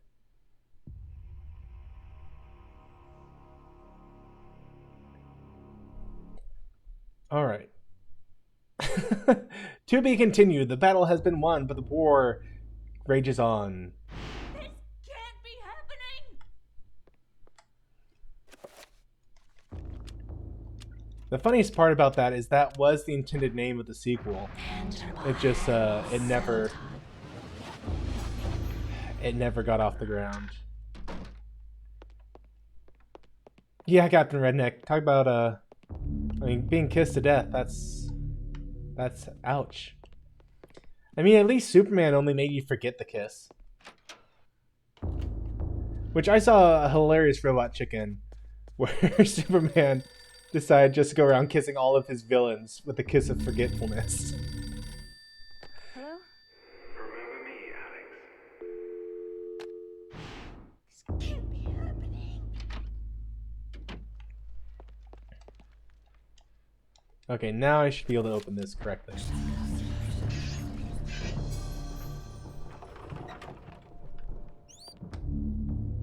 Okay, among the pantry contents is a spice jar with a scrap of paper hidden inside. Alright. So let's get that piece of paper. The Lurking Horror.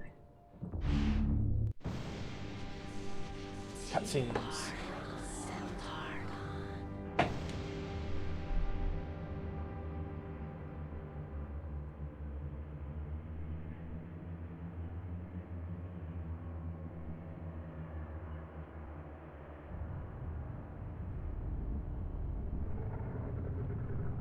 My liege, the future is yours. The light in the age of darkness has been extinguished. The pillar of flesh has been constructed. The master of chaos, the keeper of the ancients, is long dead. The planets will be in alignment soon. All is prepared for your arrival. I will begin the final incantation that will bring you into our world within days. The next millennium will truly usher in a new age. Your guardians, now prepare the gate.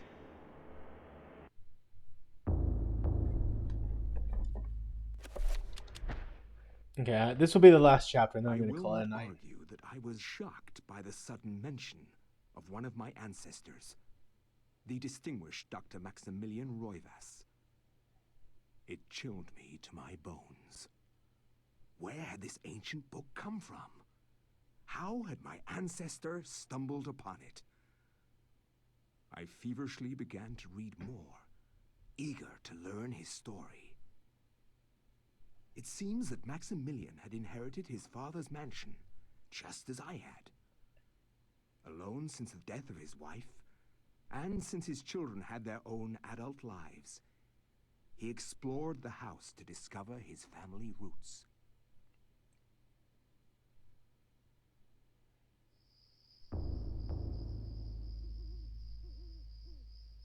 It has been 2 weeks since the death of my father, and it has finally come to me to look over the mansion. Now, I am truly alone, and forced to start a new life here in Rhode Island. I intend to make the mansion mine, and live in it as my forefathers have, to continue the family tradition. The mansion has its secrets, I'm sure, and in my time here, I have to make them mine.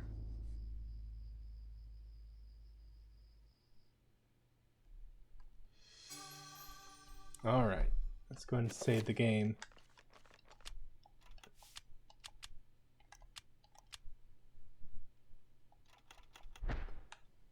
So honestly, I just have the worst experiences. Like, I've been thinking about this. I have the worst experiences going to movie theaters, apparently.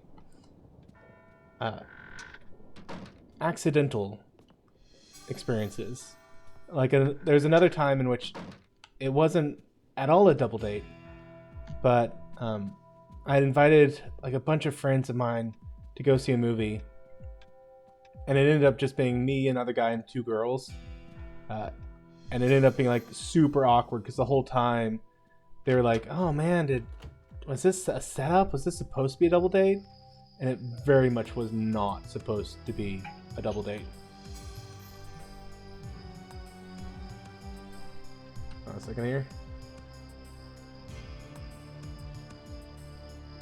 Holy crap, I have 1,000 notifications. They can wait. Redneck, I hear you. I once went to a movie theater and saw The Last Jedi.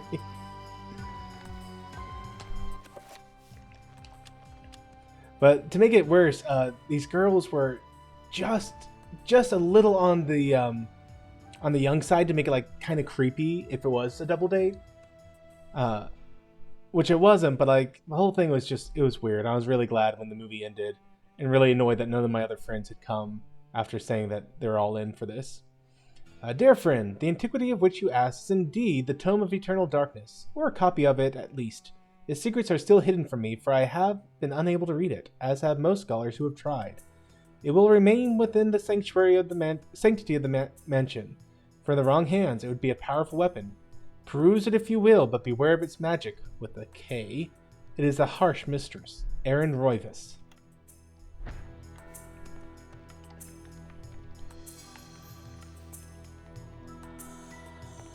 No redneck. My wife lets me go on dates with her, but this was long before I had met my wife. Another hilarious, horrible time at a movie theater.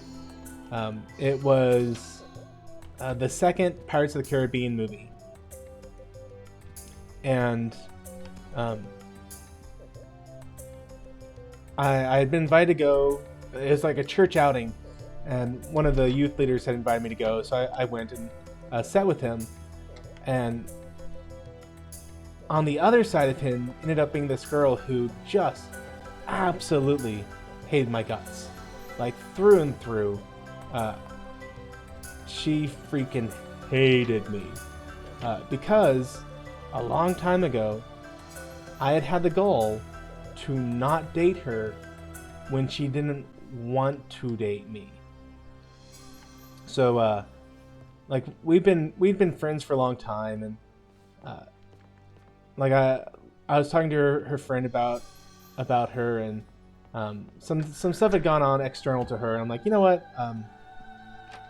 I should just stay friends with this person. Like I don't even want to date this person. Well, somehow she found out about this, and even though she didn't want to date me either, she got super pissed at me and was like, you know, normally I'm okay with being friends with guys, but I'm gonna have to make an exception in your case. I don't think we should even be friends. I'm like, okay, whatever, crazy person. There is something written beneath the image. When the darkness spreads its wings before my master, Ziliothop, greatest foe, the path of truth be open. So red defeats green. I get through.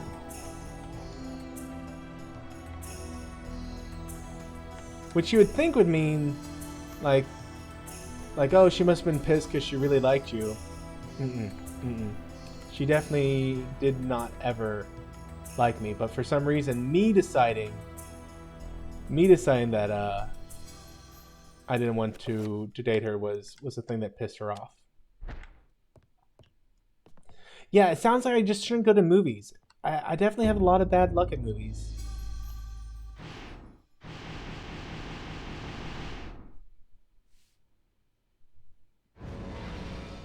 Or just women in general until I met my wife.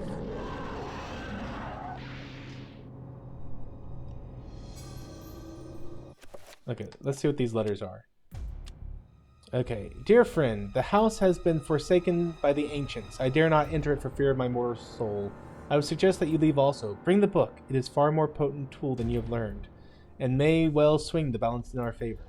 A. Roivas. Dear friend, as I suspected, the ruins of Inga, that blasted necropolis, lies deep under the site of the mansion. The accursed servants of Ziliothap are so close I can almost hear the chittering. There's a secret opening in the basement, and from there we can gain access. I urge you to gather some men and seal it, or better still, destroy that place. I have stowed something that you will find useful on the upper level. Look to the light, and you will find it. I wish that I could be at your side, but my ailment worsens daily, and I know my time is short. A. Roivas. All right. Let's see. What sort of enchantments do I have? Nothing great, that's for sure.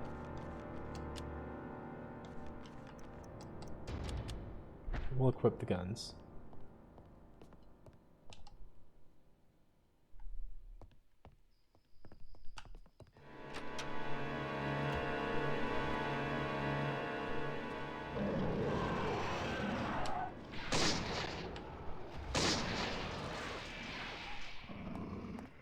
Bullets do nothing against him.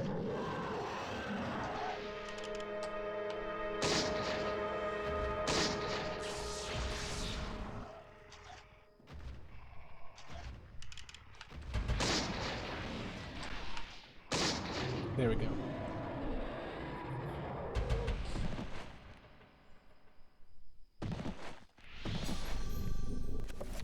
Okay, so now I know how to reveal things that are invisible.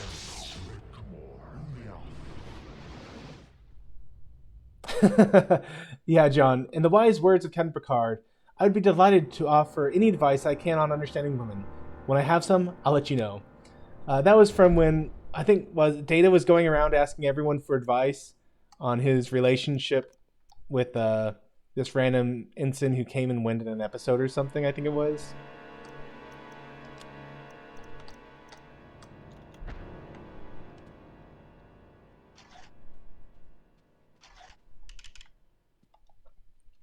Yeah, I'm definitely in that same boat.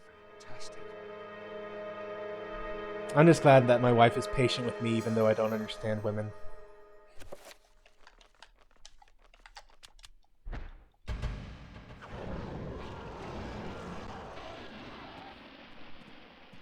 Like honestly, just to show you how weird luck I had with women. There's this one time when a girl's sister, her older sister, approached my mom and preemptively told my mom to tell me that her sister wasn't interested in dating me. The fascinating thing about it was I wasn't trying to date her sister. I had no interest in dating her sister. But for some reason, she still felt the need to just preemptively let everyone know.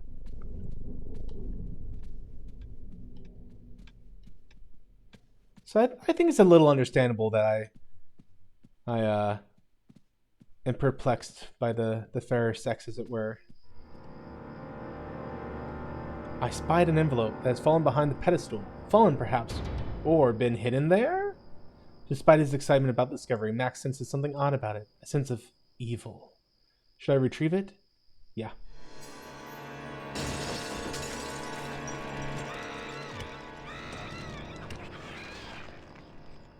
Whereas Al Bundy, son, once a year, women go completely crazy for about once a year, women go completely crazy for about 365 days.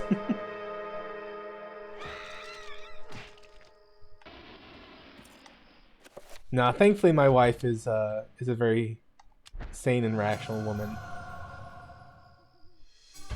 We got a basement key.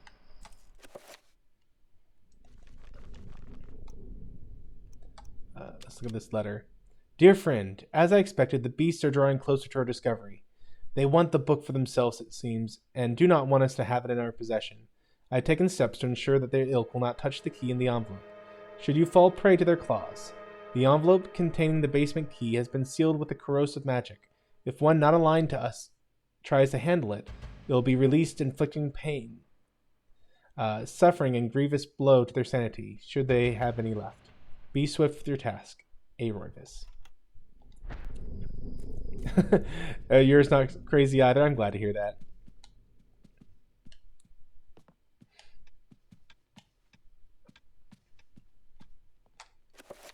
Okay.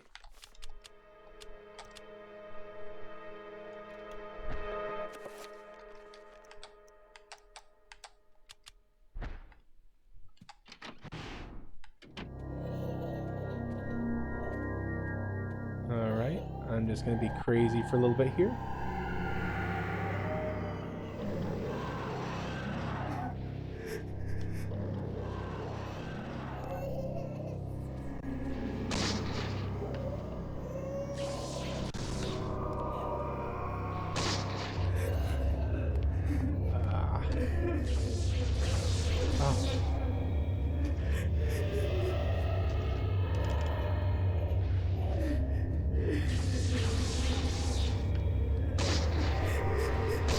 Die already.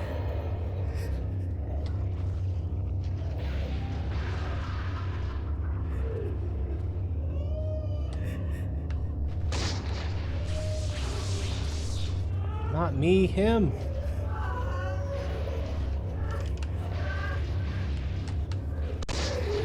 There we go. Okay. This guy was important because he has the red rune,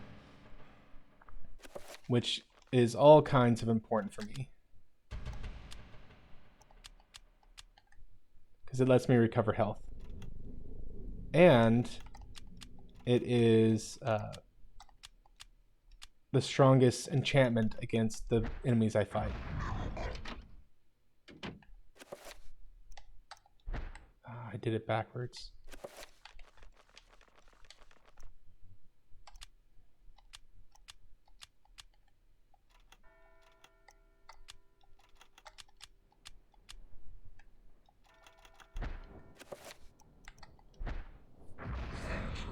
Sorry, once you play through it a couple times, you get into a habit of where you want things to be located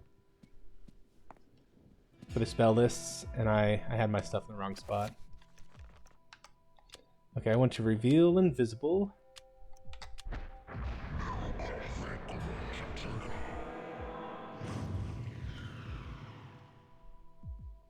So that symbol was showing me that I had to cast a level 3 spell that was stronger than the green. So the red guy is stronger than the green, so that's why that worked.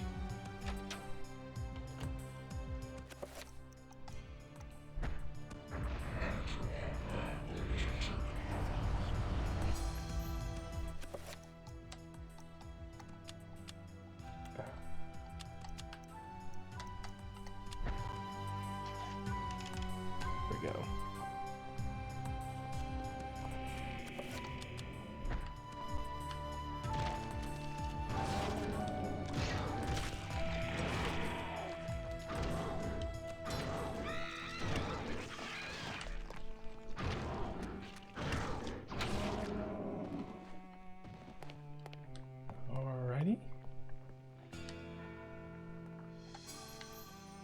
One of the fun things about this game is that each character has its own strengths and weaknesses.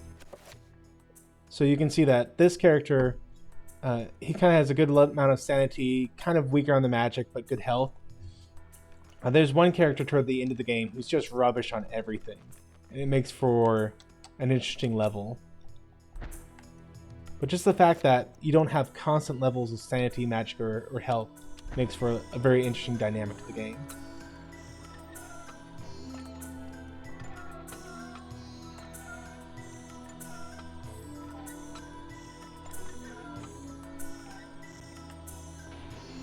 Ooh, spoilers, redneck.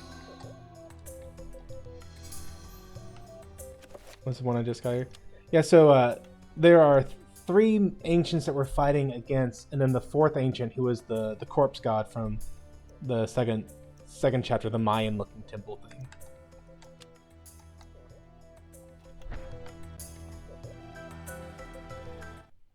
And yeah, the purple ancient, Mantarok, he has the best voice. Like whenever you whenever you use one of his spells,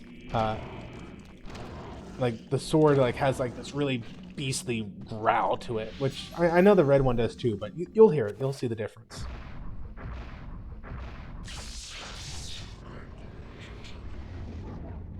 Okay.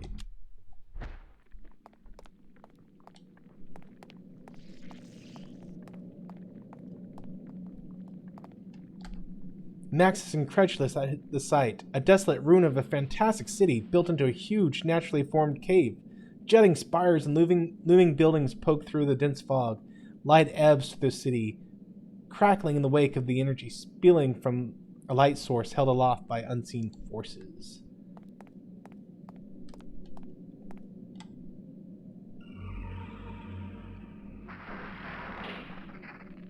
The one bad thing about this character is that he cannot run for very long before he gets completely winded, which, seeing as how he's shaped like me, I get that.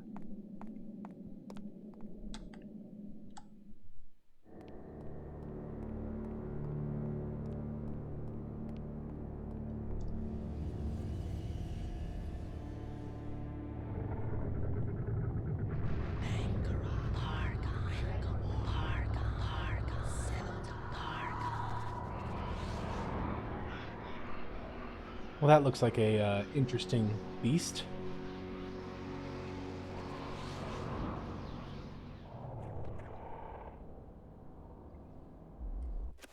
You know, I get that he's been seeing a lot of weird stuff, but I have to say, if I saw that for the first time, I would have a slightly more, more impressive look on my face than just that. Robert, he looks like Lore Reloaded. I can see that.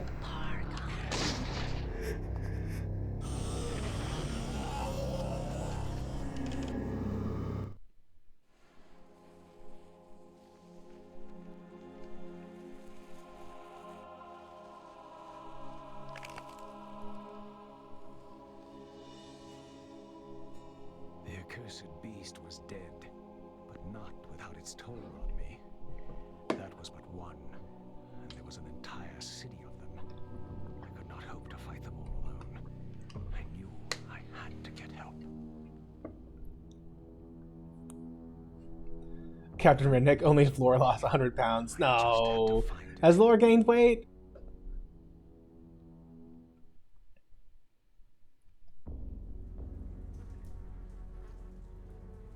The last video of his I saw was that really funny Trek, comparing Picard to like older Trek. Damn their eyes! They didn't believe me. Strange creatures. The world in peril from unseen foes. The darkness. Instead, they jeered and threw me into this forsaken place.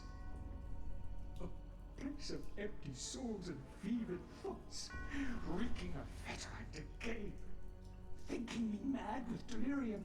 The fools cast away their hopes of salvation, but locking me in this damned asylum. May the rats eat your eyes! I am now lost to your cause! The darkness comes! It will damn us all! But yeah, Lore's video, it was pointing out how like all these people who are mad at some random thing in Picard need to remember that past Picard was, you know, just as, or past Trek like had all the same things that they're complaining about. Let's see, that, you know what, that didn't take that long. I might do one more. I thought that chapter would take a lot longer, but it really didn't.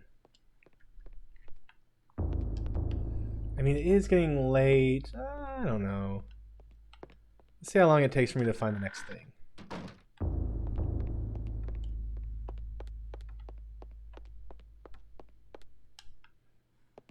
Oh, I know where it is. I just learned the reveal invisible, so I know where it is.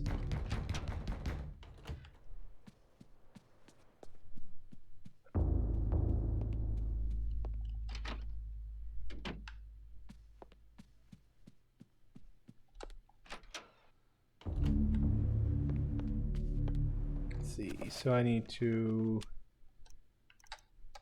reveal.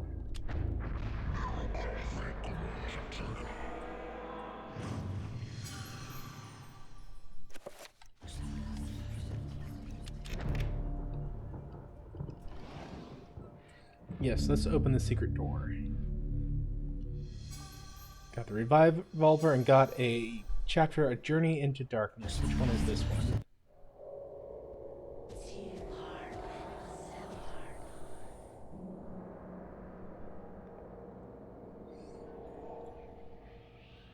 Your guardians have located the heart of Mantarok. Yes, located within its grave, as we suspected. It shall be retrieved at once. Be wary. The power of Mantarok lingers still, corroding the universe around its tomb. It will doubtlessly be guarded after these 7 centuries. The beast has not been contained. I can assure you that my binding of Mantarok, fueled by your very own power, will be enough. It is not your sorcery that we doubt, Augustus, but the power of the dead god.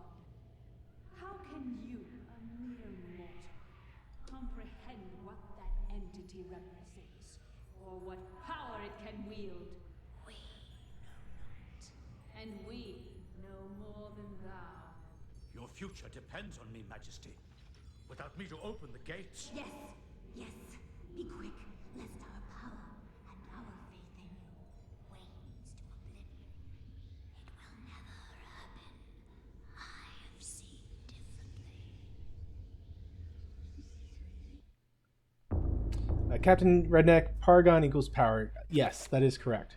So with the spell list, one of the things I'm doing with this playthrough is, if you play around with it, like if I wanted to go to a new spell and kind of guess around, you could really quickly figure it out. So I mean, we have one that's protect area, so I could like start randomly combining these to find out spells that I haven't figured out yet. But I'm going to do this game the right way. I'm going to limit myself to only the spells as we get them. So for the first one, you have an alignment, either Chaturga, Ulioth, or Zelotath. And then you choose an action and a noun, like area, self, like project area would actually be a spell. Or summon area would be another one, which I'm not going to put in right now because I don't want to cheat, even though I know it's a spell. And then once you get the next power circle, it's instead of it being a triangle, it's a pentagram.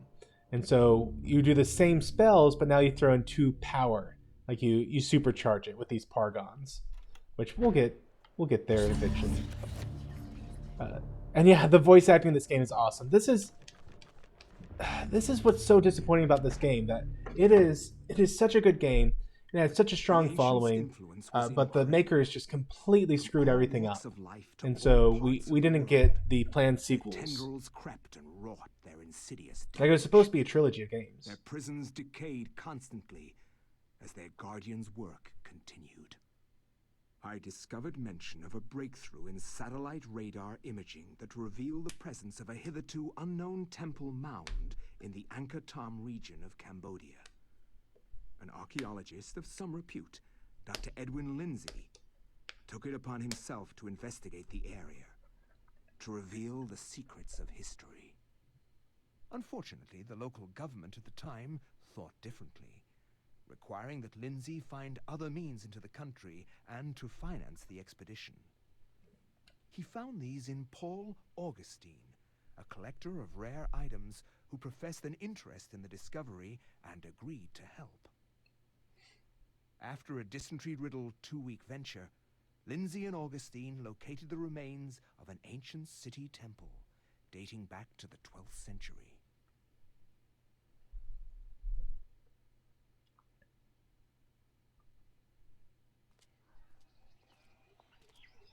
Captain Redneck saying, sequel or trilogy might have ruined it. Some things are better left as a one-off. Imagine a Galaxy Quest 2. No one wants that. Yeah. For years, I have searched for it without success. Here, all along, clouded from us beneath the great ancient's insidious magic. I am very pleased with your performance, Dr. Lindsay. Very pleased. In fact, so pleased that I will give you an early bonus.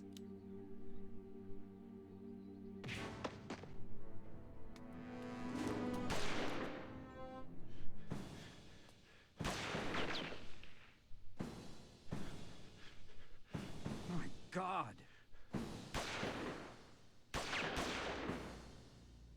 You are a scholar, Dr. Lindsay, not a warrior. In that regard, I have several centuries more experience than you. Don't be a fool. Die quietly, and you will not suffer. You cannot escape me, Lindsay. This place will be your tomb, just as it is Mantarok's. Guardians of Zelothoth, kill him!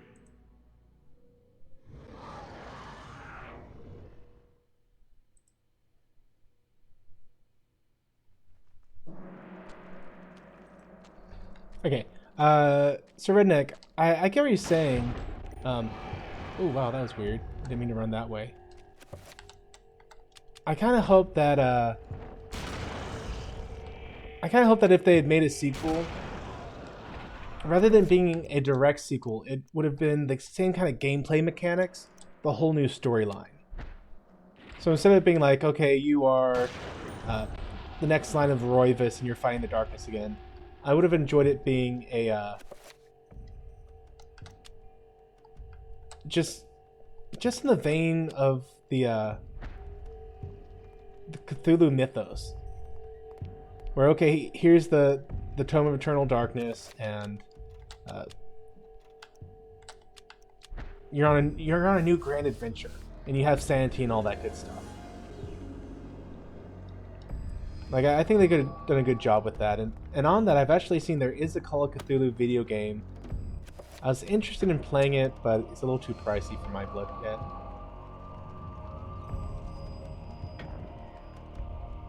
Also, hello, Alexander Brooks. How are you doing? I'm glad I kept the stream going for just a little bit longer. And yeah, the doctor seems incredibly chill for seeing a few goblin monster ghost things. Poor Kareem. Oops, that was a waste of a bullet.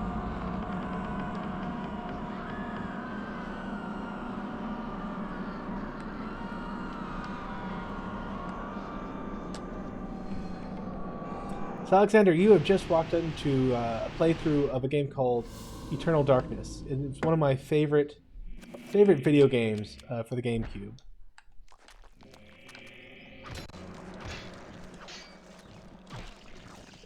Oh, sorry to hear you had a long day there, Alexander. It's Saturday. The days are supposed to be fun and short.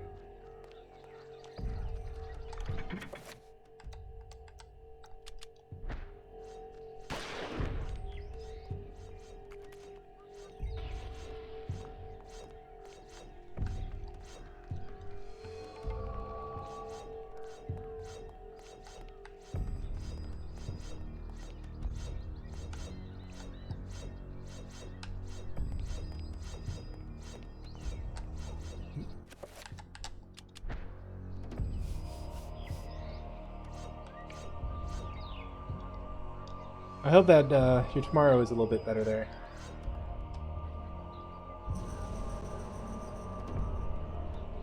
Oh, look at those things' creepy eyes. It's like teeth around eyeballs.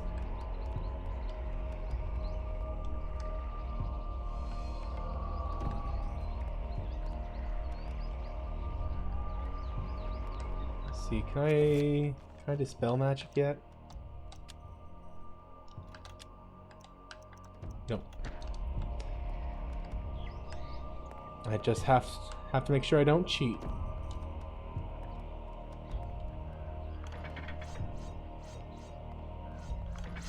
Whoop.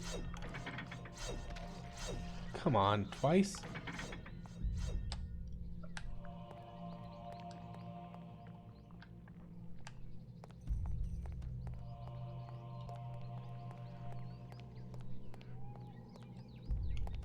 Let's see here.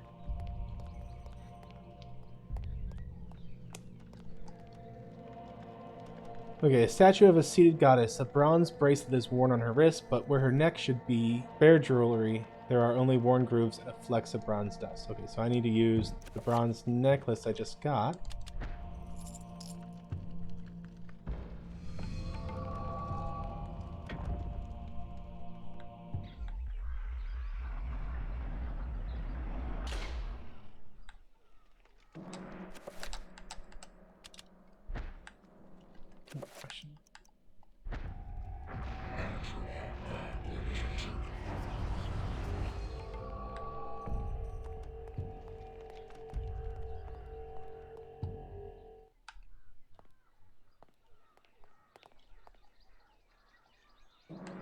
Okay, yes, pick up the bracelet. The doors close, and if I run away,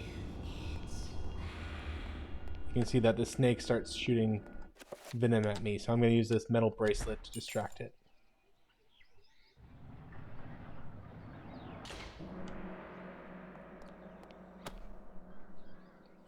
I drove a friend to Klamath Falls, Oregon, and he made it take all day. Oh, but he needed to pick up his daughter, and his car broke down. So I said I would drive him. 6-hour round trip became 14 hours. My goodness, that is rough, there, Alexander.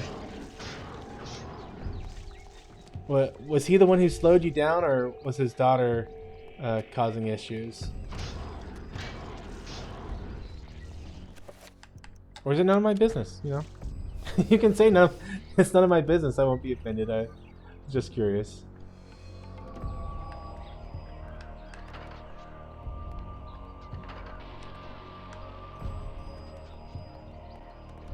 Let's see. Nope, didn't miss anything. Okay.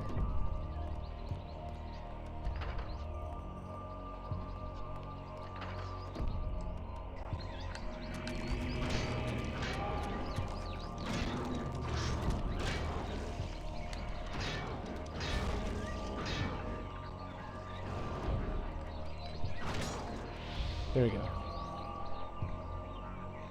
Want to make sure I only got the zombie that had the magical rune in it.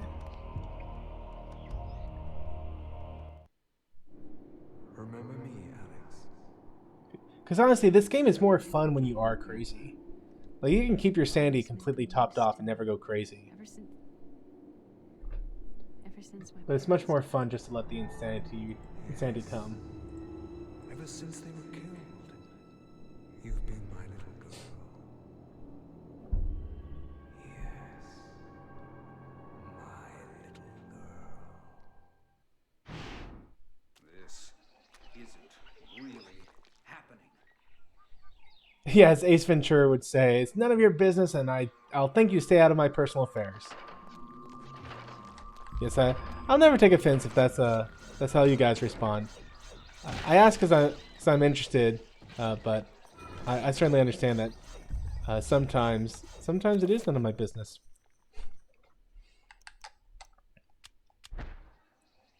Alexander's saying he needed to go to the bank. That took forever. Road work, and then bought trailer. Oh my goodness, had to tow that trailer home. She was fine, 12 years old, so couldn't cause much trouble yet. Well, at least that was good.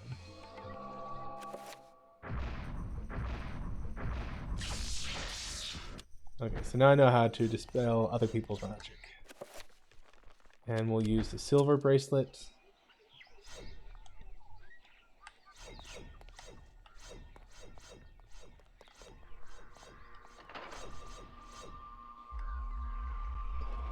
Let's see.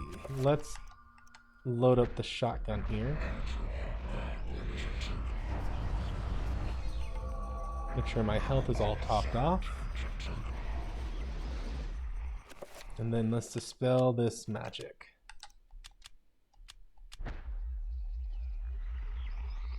Nope. Let's try that again.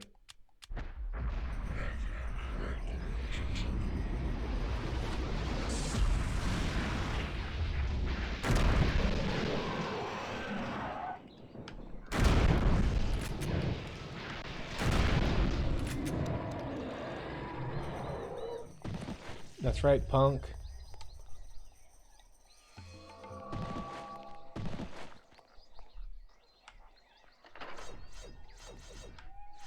I can't. No, don't let him get me. Oh, help me. Oh, I forgot that he talked. When you get too crazy. I was like, what? Who on earth is talking around me?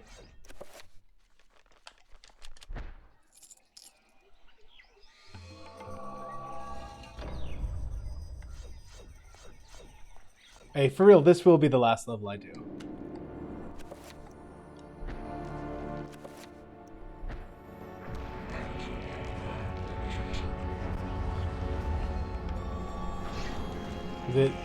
There's one part in this level where if you want the best way to fight the other people in this game, you have to do a lot of backtracking.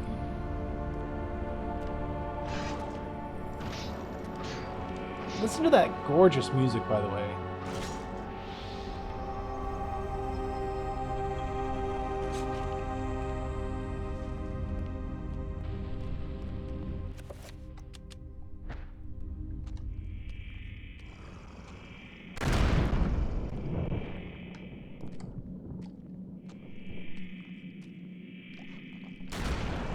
And see, now I've gone too crazy, so the music is gone. I'd replace it with eerie music instead of the gorgeous music. Not that there's anything wrong with that.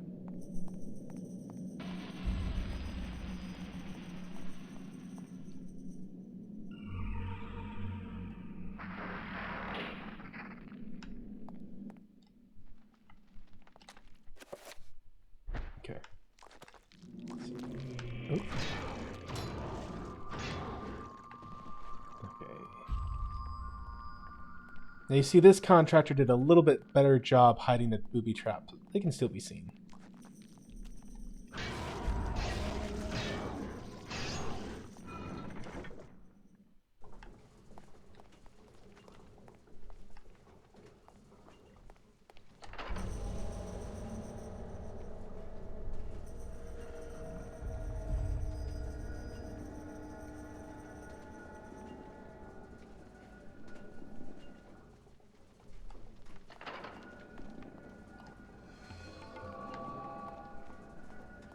Later.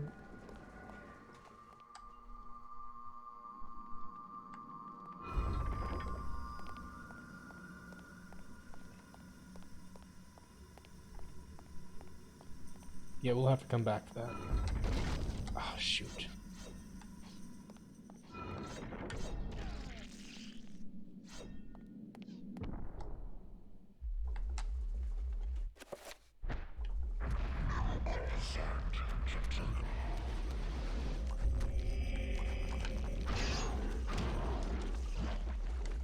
So I need to dispel blue, so that's going to be green.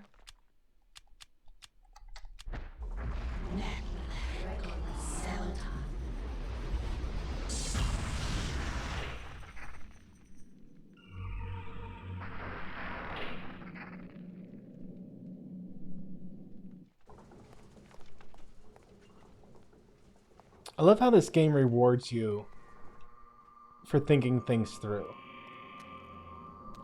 Like the first time you play this game, you may not have figured out how to use the different spells effectively.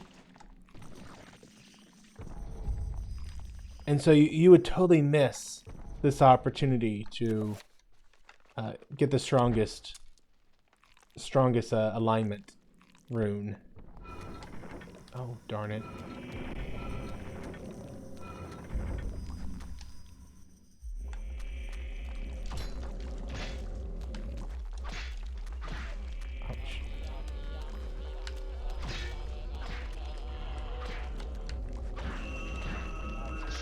I think this level has some of the best disturbing music in the game.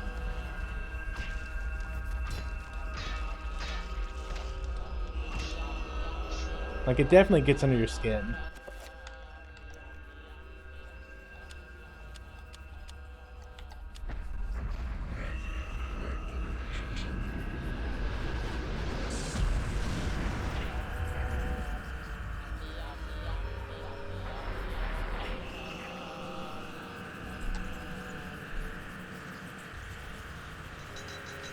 So we finally broke quarantine today a little bit.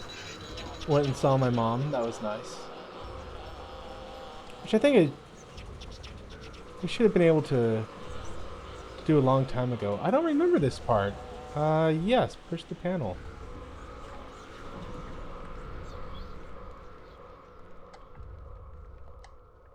I wonder what that just did. I wonder if that...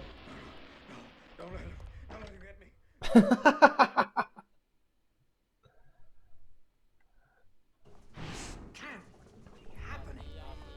Yeah, under your skin, like a bird of prey singing. I wonder if that disables the poison trap? That'd be nice if it did. Hey, it did. I don't think I ever knew that playing this game. All these years that nope, there it is. Maybe I went too slow.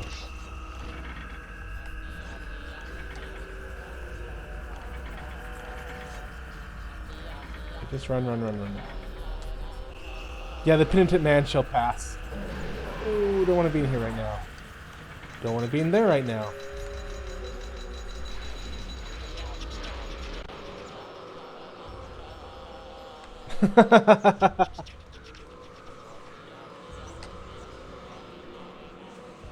I am well and truly insane now.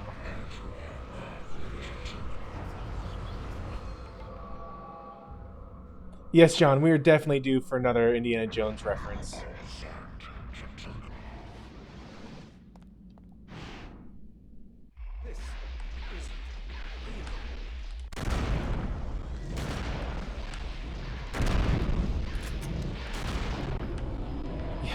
Yeah, the doctor has completely lost his mind at this point, Captain. Sanity is no longer allowed here.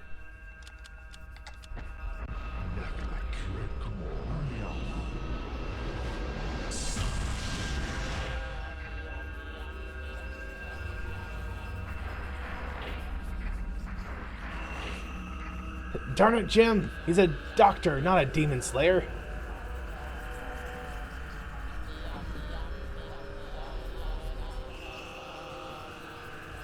I'm beyond curious what that's supposed to do.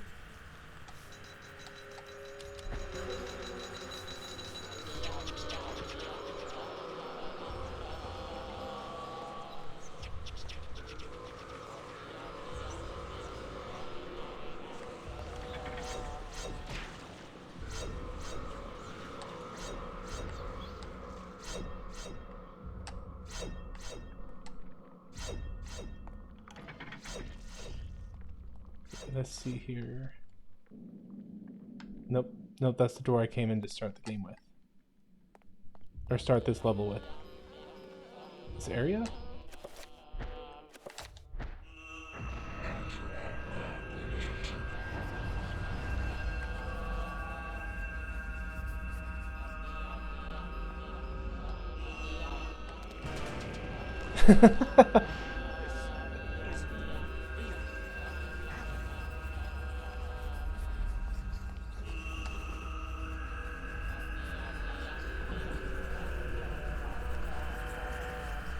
I should save.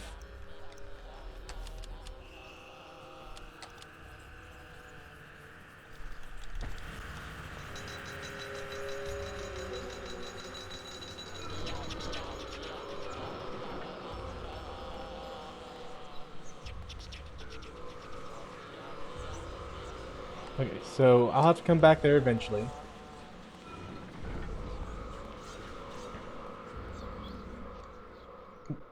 In fact, that spot is what makes this level take so long.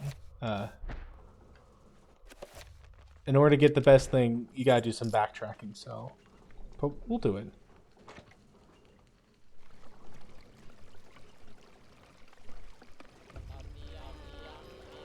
And the water turns out to be acid, but it takes away the corrosion, so now we got a nice gold necklace.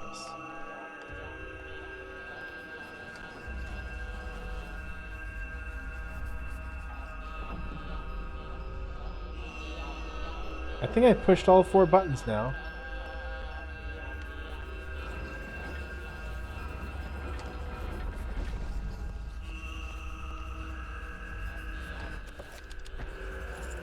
I think what that does is it disables the poison trap. I have literally played this game for 16-ish years, and I've missed that part of the game every single time. That is incredible. They're taking away my health. I'm too insane.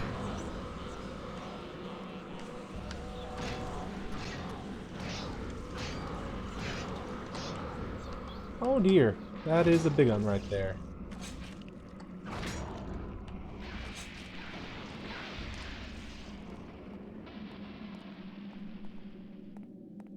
We're just gonna make a tactical withdrawal here. Faster, faster, faster. Faster would be better.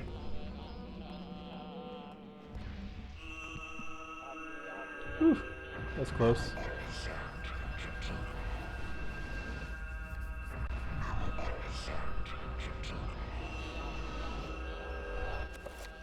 That's that punk. I'm not supposed to be facing red guys right now.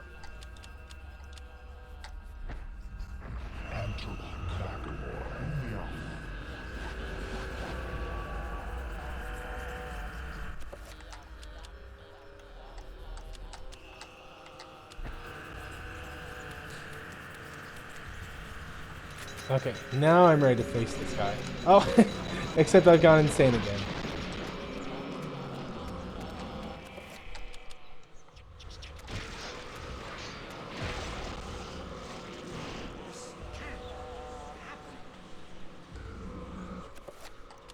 Alex is asking if have I ever played Mega Man Legends or Mega Man Legend 2 for PlayStation? You know, I haven't. I didn't actually play too much in the way of PlayStation games. Like, I have a PlayStation 2 now, but when I had the most time and disposable income, well, that's not true. I had the most time with the least amount of disposable income back when I actually first got the PS2, so I never got around to playing a lot of games for it. The games I have are things like the one where you roll around the little alien with the ball and you gather up people. Katamari, something like that, I don't know. And then I had the Kingdom Hearts games, which I really enjoy those games, except for Kingdom Hearts 1.5 Chain of Memories, I think is the name of it. I'm back on the ceiling again, aren't I? How do I get out of here this time?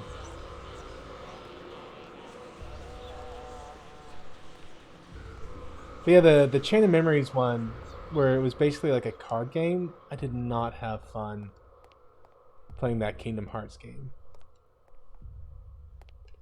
Okay, how do I get... There we go. This isn't really happening.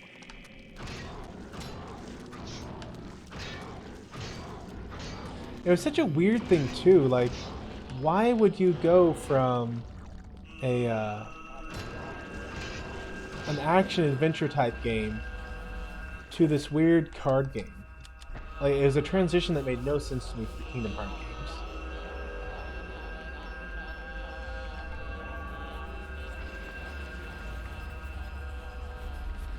Okay, so here's another mural. The Eroded Mural appears to depict the arrival of a strange godlike entity before an ancient human tribe. Lindsay cannot recognize the god in the mural. He is mystified. So this is the Mantarok corpse god thing.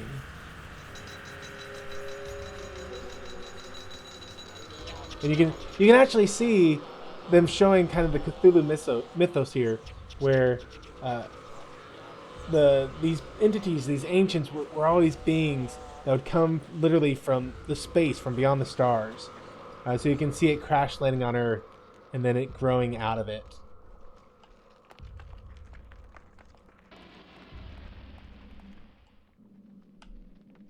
The last Mega Man last Mega Man game I really played was on the NES. And I forget which one it was. Like, I had the original Mega Man game. I have, I think, 2 other ones, but I forget which ones they are. I'm not sure if I've ever truly beaten a Mega Man game. Usually I get to the point where I get done playing and call it a day.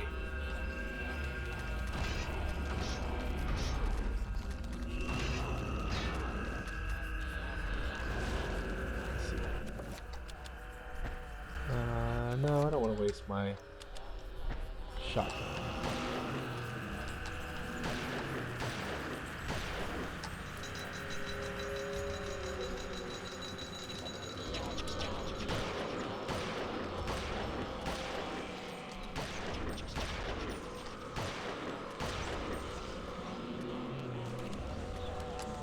Oops.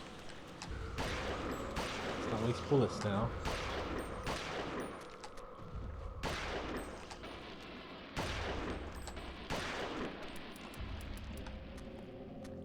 Reload. Reload.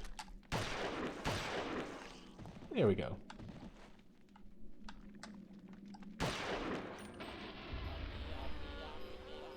A dilapidated mural depicts the ancient Khmer people coexisting with some kind of fertility god.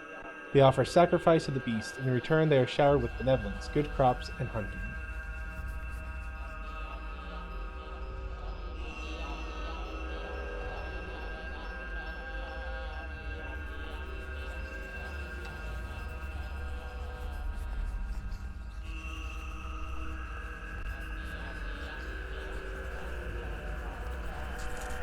Well, thank you, Redneck. I appreciate the attempt. Streamlabs shouldn't be asking you for anything. That's really weird.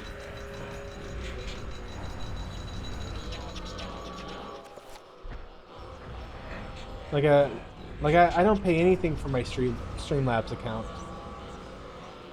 It's just a generic free deal. But I didn't realize that Streamlabs made you log in or anything.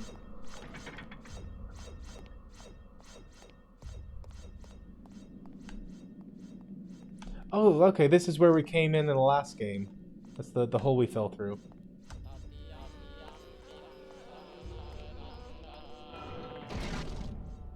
I knew better than to do that. And yet I did it anyway. Alexander's saying he's beaten almost all of the Mega Man games. I loved the Mega Man growing up. I even played with Mega Man toys. My mom had a friend that had to travel to Japan for work, and she would have her pick toys up for my brother and I. That's really cool.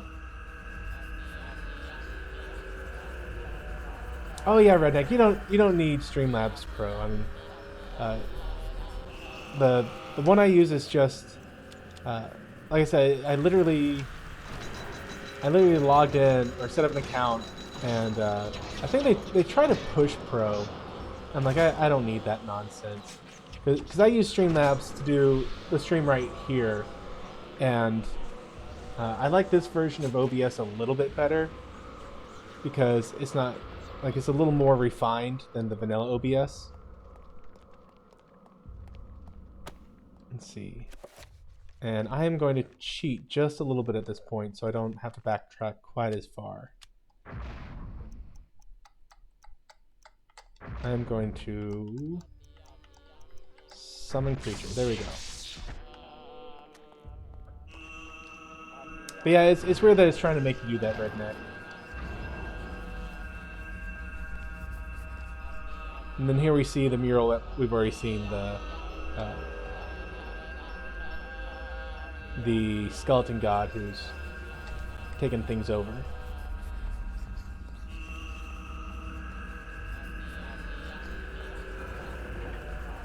Okay, so now that I have... Come on, really me? Did it again? Now that I have the ability to summon a creature, I can spend the next, like, 10 minutes backtracking just so I can get one thing. But it's, like, the most important thing in this game. Like, you can certainly beat the game otherwise, but having the Mantra character is a huge game changer. Like, there comes to a point where you learn how to, like, constantly be getting magic back when you cast a certain spell. And if you cast it with Mantarok's alignment, purple guy, then, thank you, John D. For your $2 donation. He's saying, great stream as always. I really appreciate it. Is this... I hope this is... I hope that was insanity. Okay, good.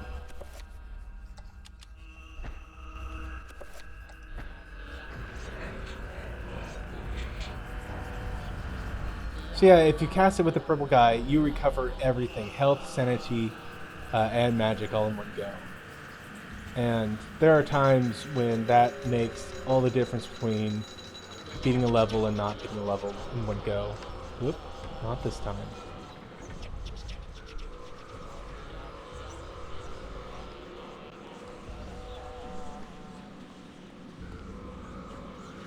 So it is very much worth this huge backtrack.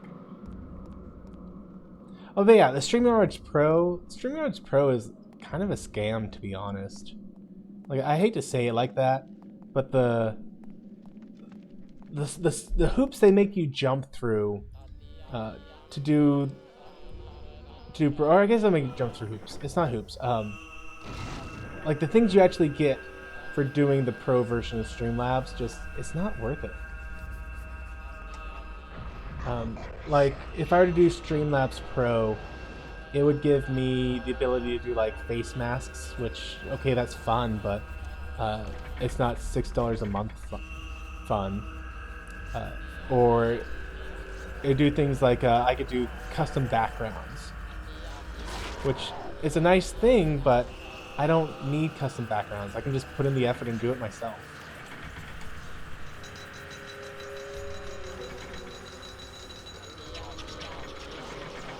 Oh wow, I got hit by all of those. Running.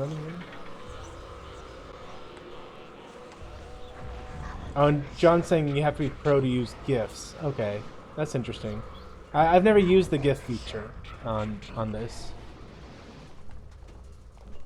Because I know I've used StreamYard to donate to Anti-Trekker and Bird.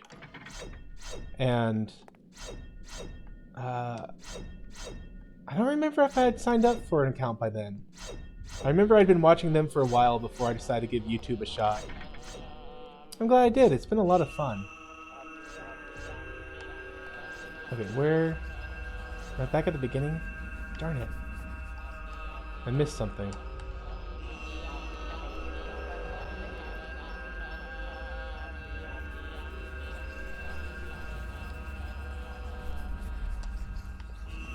Captain Redneck, thank you so much. You didn't have to do that, but I appreciate it. And but you didn't say anything with it. But I still appreciate it. Thank you, Redneck. You're too kind. Okay, I cannot stand here with all this poison.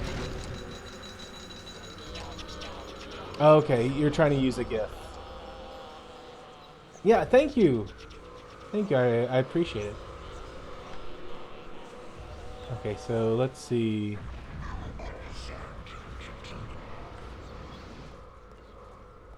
Let's see if I come over here, will that have cleared out the poison? Yes.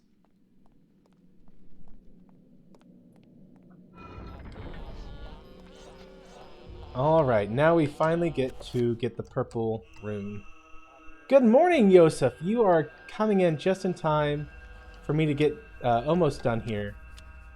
Just another, I don't know, probably about 10 minutes and I'll be wrapping this stream up. And Yosef, I'm sorry, hopefully this coming week I can do a middle of the day stream and we can catch up on how you've been doing. Because I've been doing late night streams the past couple weeks and I haven't gotten to hear anything about how you're doing. Yes, hello future Yosef. How is the future today?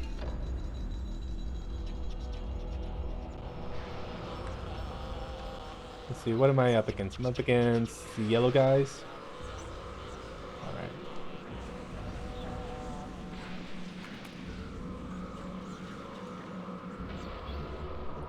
Let's see, if they're yellow, I need to use red against them.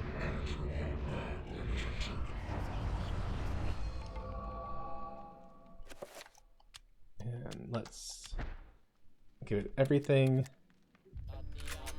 And then let's save the game in case I get... Oh yeah, nope.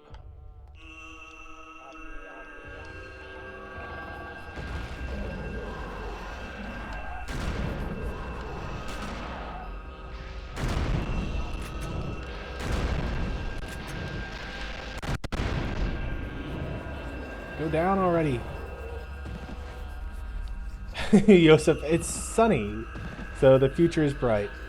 It's so bright that I gotta wear shades.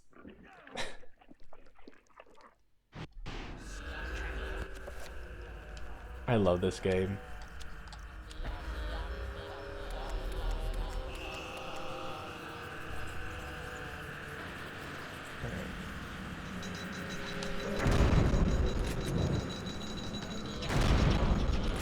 Take this guy down real quick.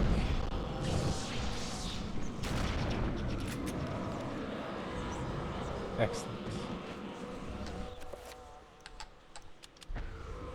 So Yosef, I'm playing Eternal Darkness. It came out for the GameCube in 2002. It's a psychological horror type game that was real fun.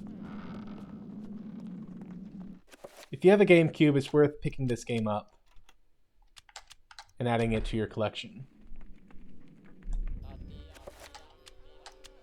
Try that again.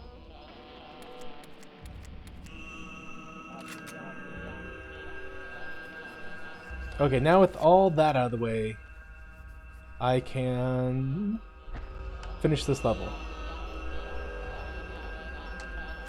Which reminds me, actually, we are going to reassign my enchantment to be purple, because purple works against everybody. It takes up more magic power, but it's so worth it.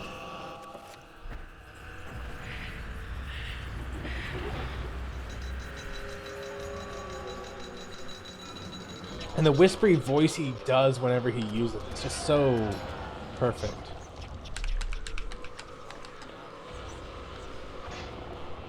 Yeah, I know, I'm insane right now.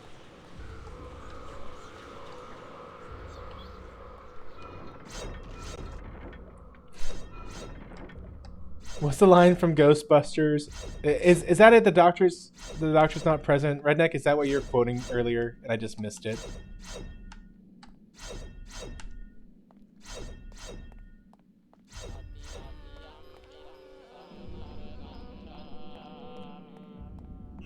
Oh, darn it, this is the wrong one.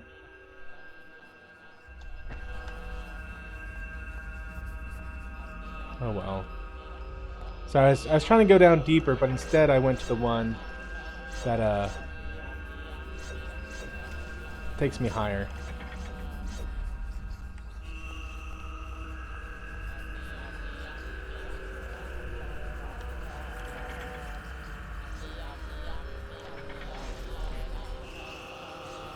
I'd have to be wrapping it up anyway. I mean, this music, it just gets... After a while, it could just get so unnerving.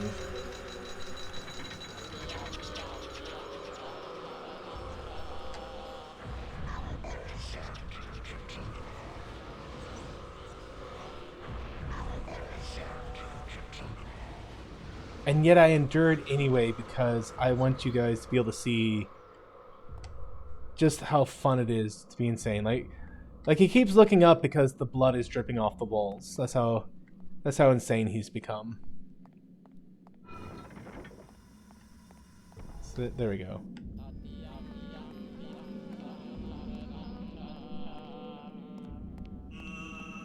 Like honestly, I'm surprised at this point that you don't hear like the children crying in the background. Yeah, John, I'm going insane for your entertainment. And mine, I do really like this game.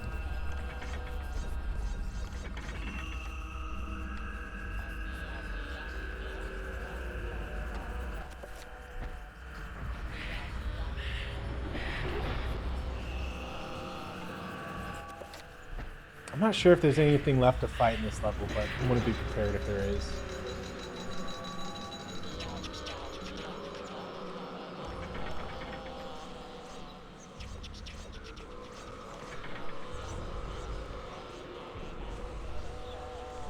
Running.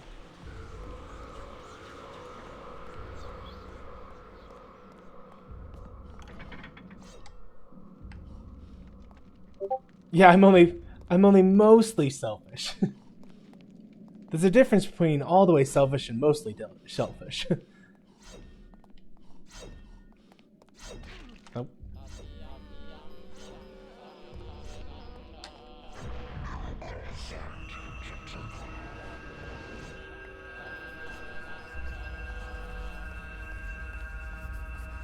Okay, don't run into the crushing walls this time. Very good.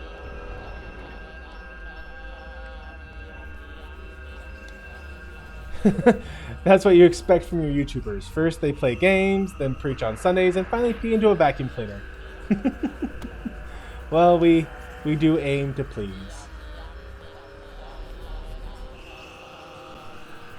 Yes, Captain Redneck, I was abusing the Princess Bride for that one.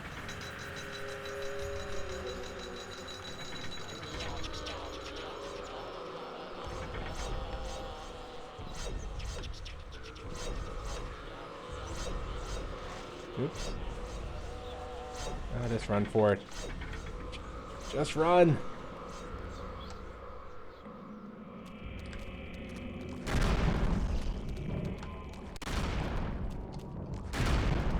These blue ones are fun because if you don't shoot their heads off, they explode. Which can be good or bad. If you're in the middle of the explosion, it's very bad. But in fact, they even do a chain lightning thing. See, that one got me. But I'm okay with that. But if you take out their heads, it stops the explosion.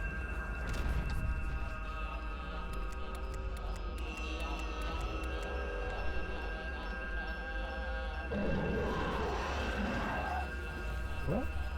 Who's roaring at me? They still got a bad guy left in here? No? Huh. Weird. Lindsay finds this mural frighteningly familiar. It's the scene he saw in the Tome of Eternal Darkness. The fertility god must be Mantarok, and this temple must be its tomb. Yep. Yeah, we've seen that.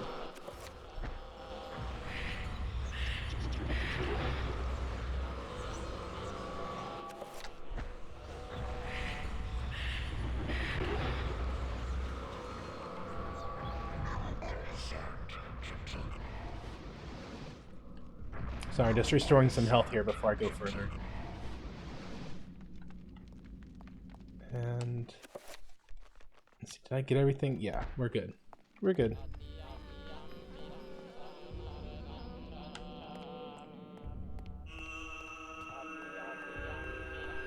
Oh wow, I can't believe that this one level took so much longer than I was expecting it to. The last level took like 10 minutes and this one is taking 50. The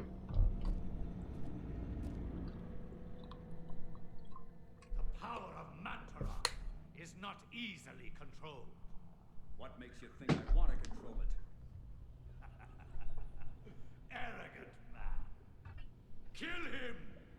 Make sure you succeed this time.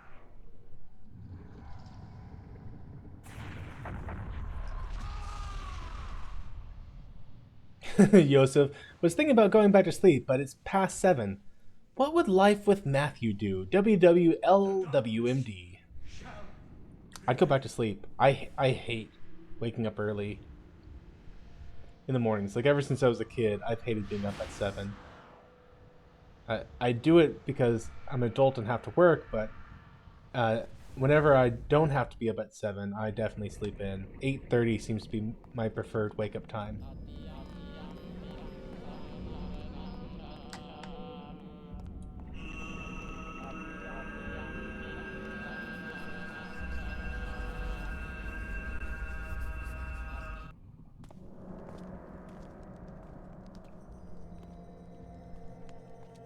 I know, Captain. 7 isn't early. You get up at 3:30. What are you doing awake, my friend?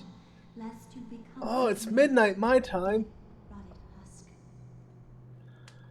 have waited many centuries for you. It was not easy hiding from the Dark Ones as they searched for me. At first they passed by, not thinking that the heart was inside my dead body. But I was forced to find refuge here. You must seal the heart so it never contacts your flesh, and take it to the gathering of light. Take the heart there, or the world shall fall under a reign of eternal darkness. The veil of reality can only be pulled back so far, mortal. Take your stand and fight the darkness.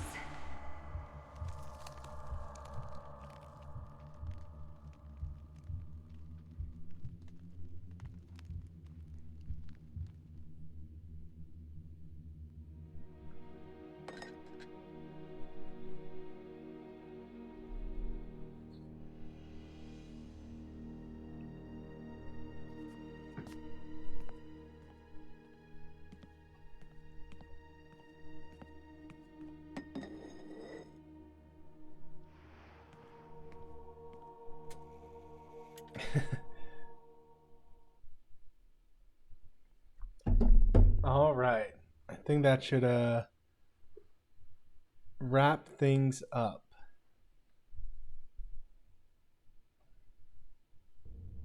No, one more cutscene. Okay. Yeah, Robert. Farmers are early to bed, early to rise.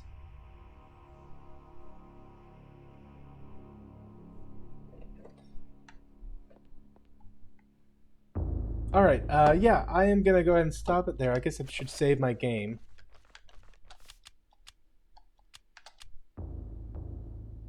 Awesome.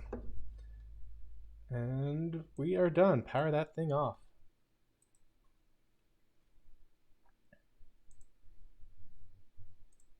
Alright guys, thank you so much for hanging out with me this evening.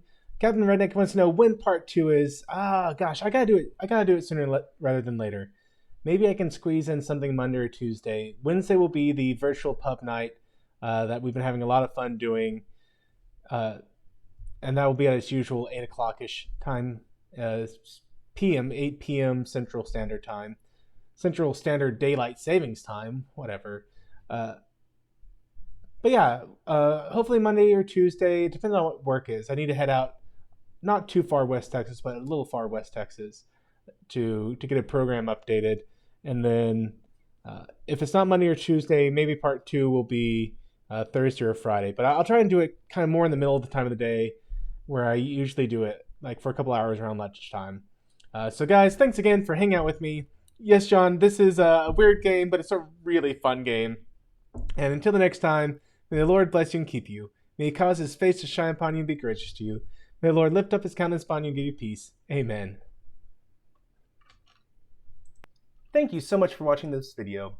If you liked it, please share it. And as always, don't forget to like, comment, and subscribe.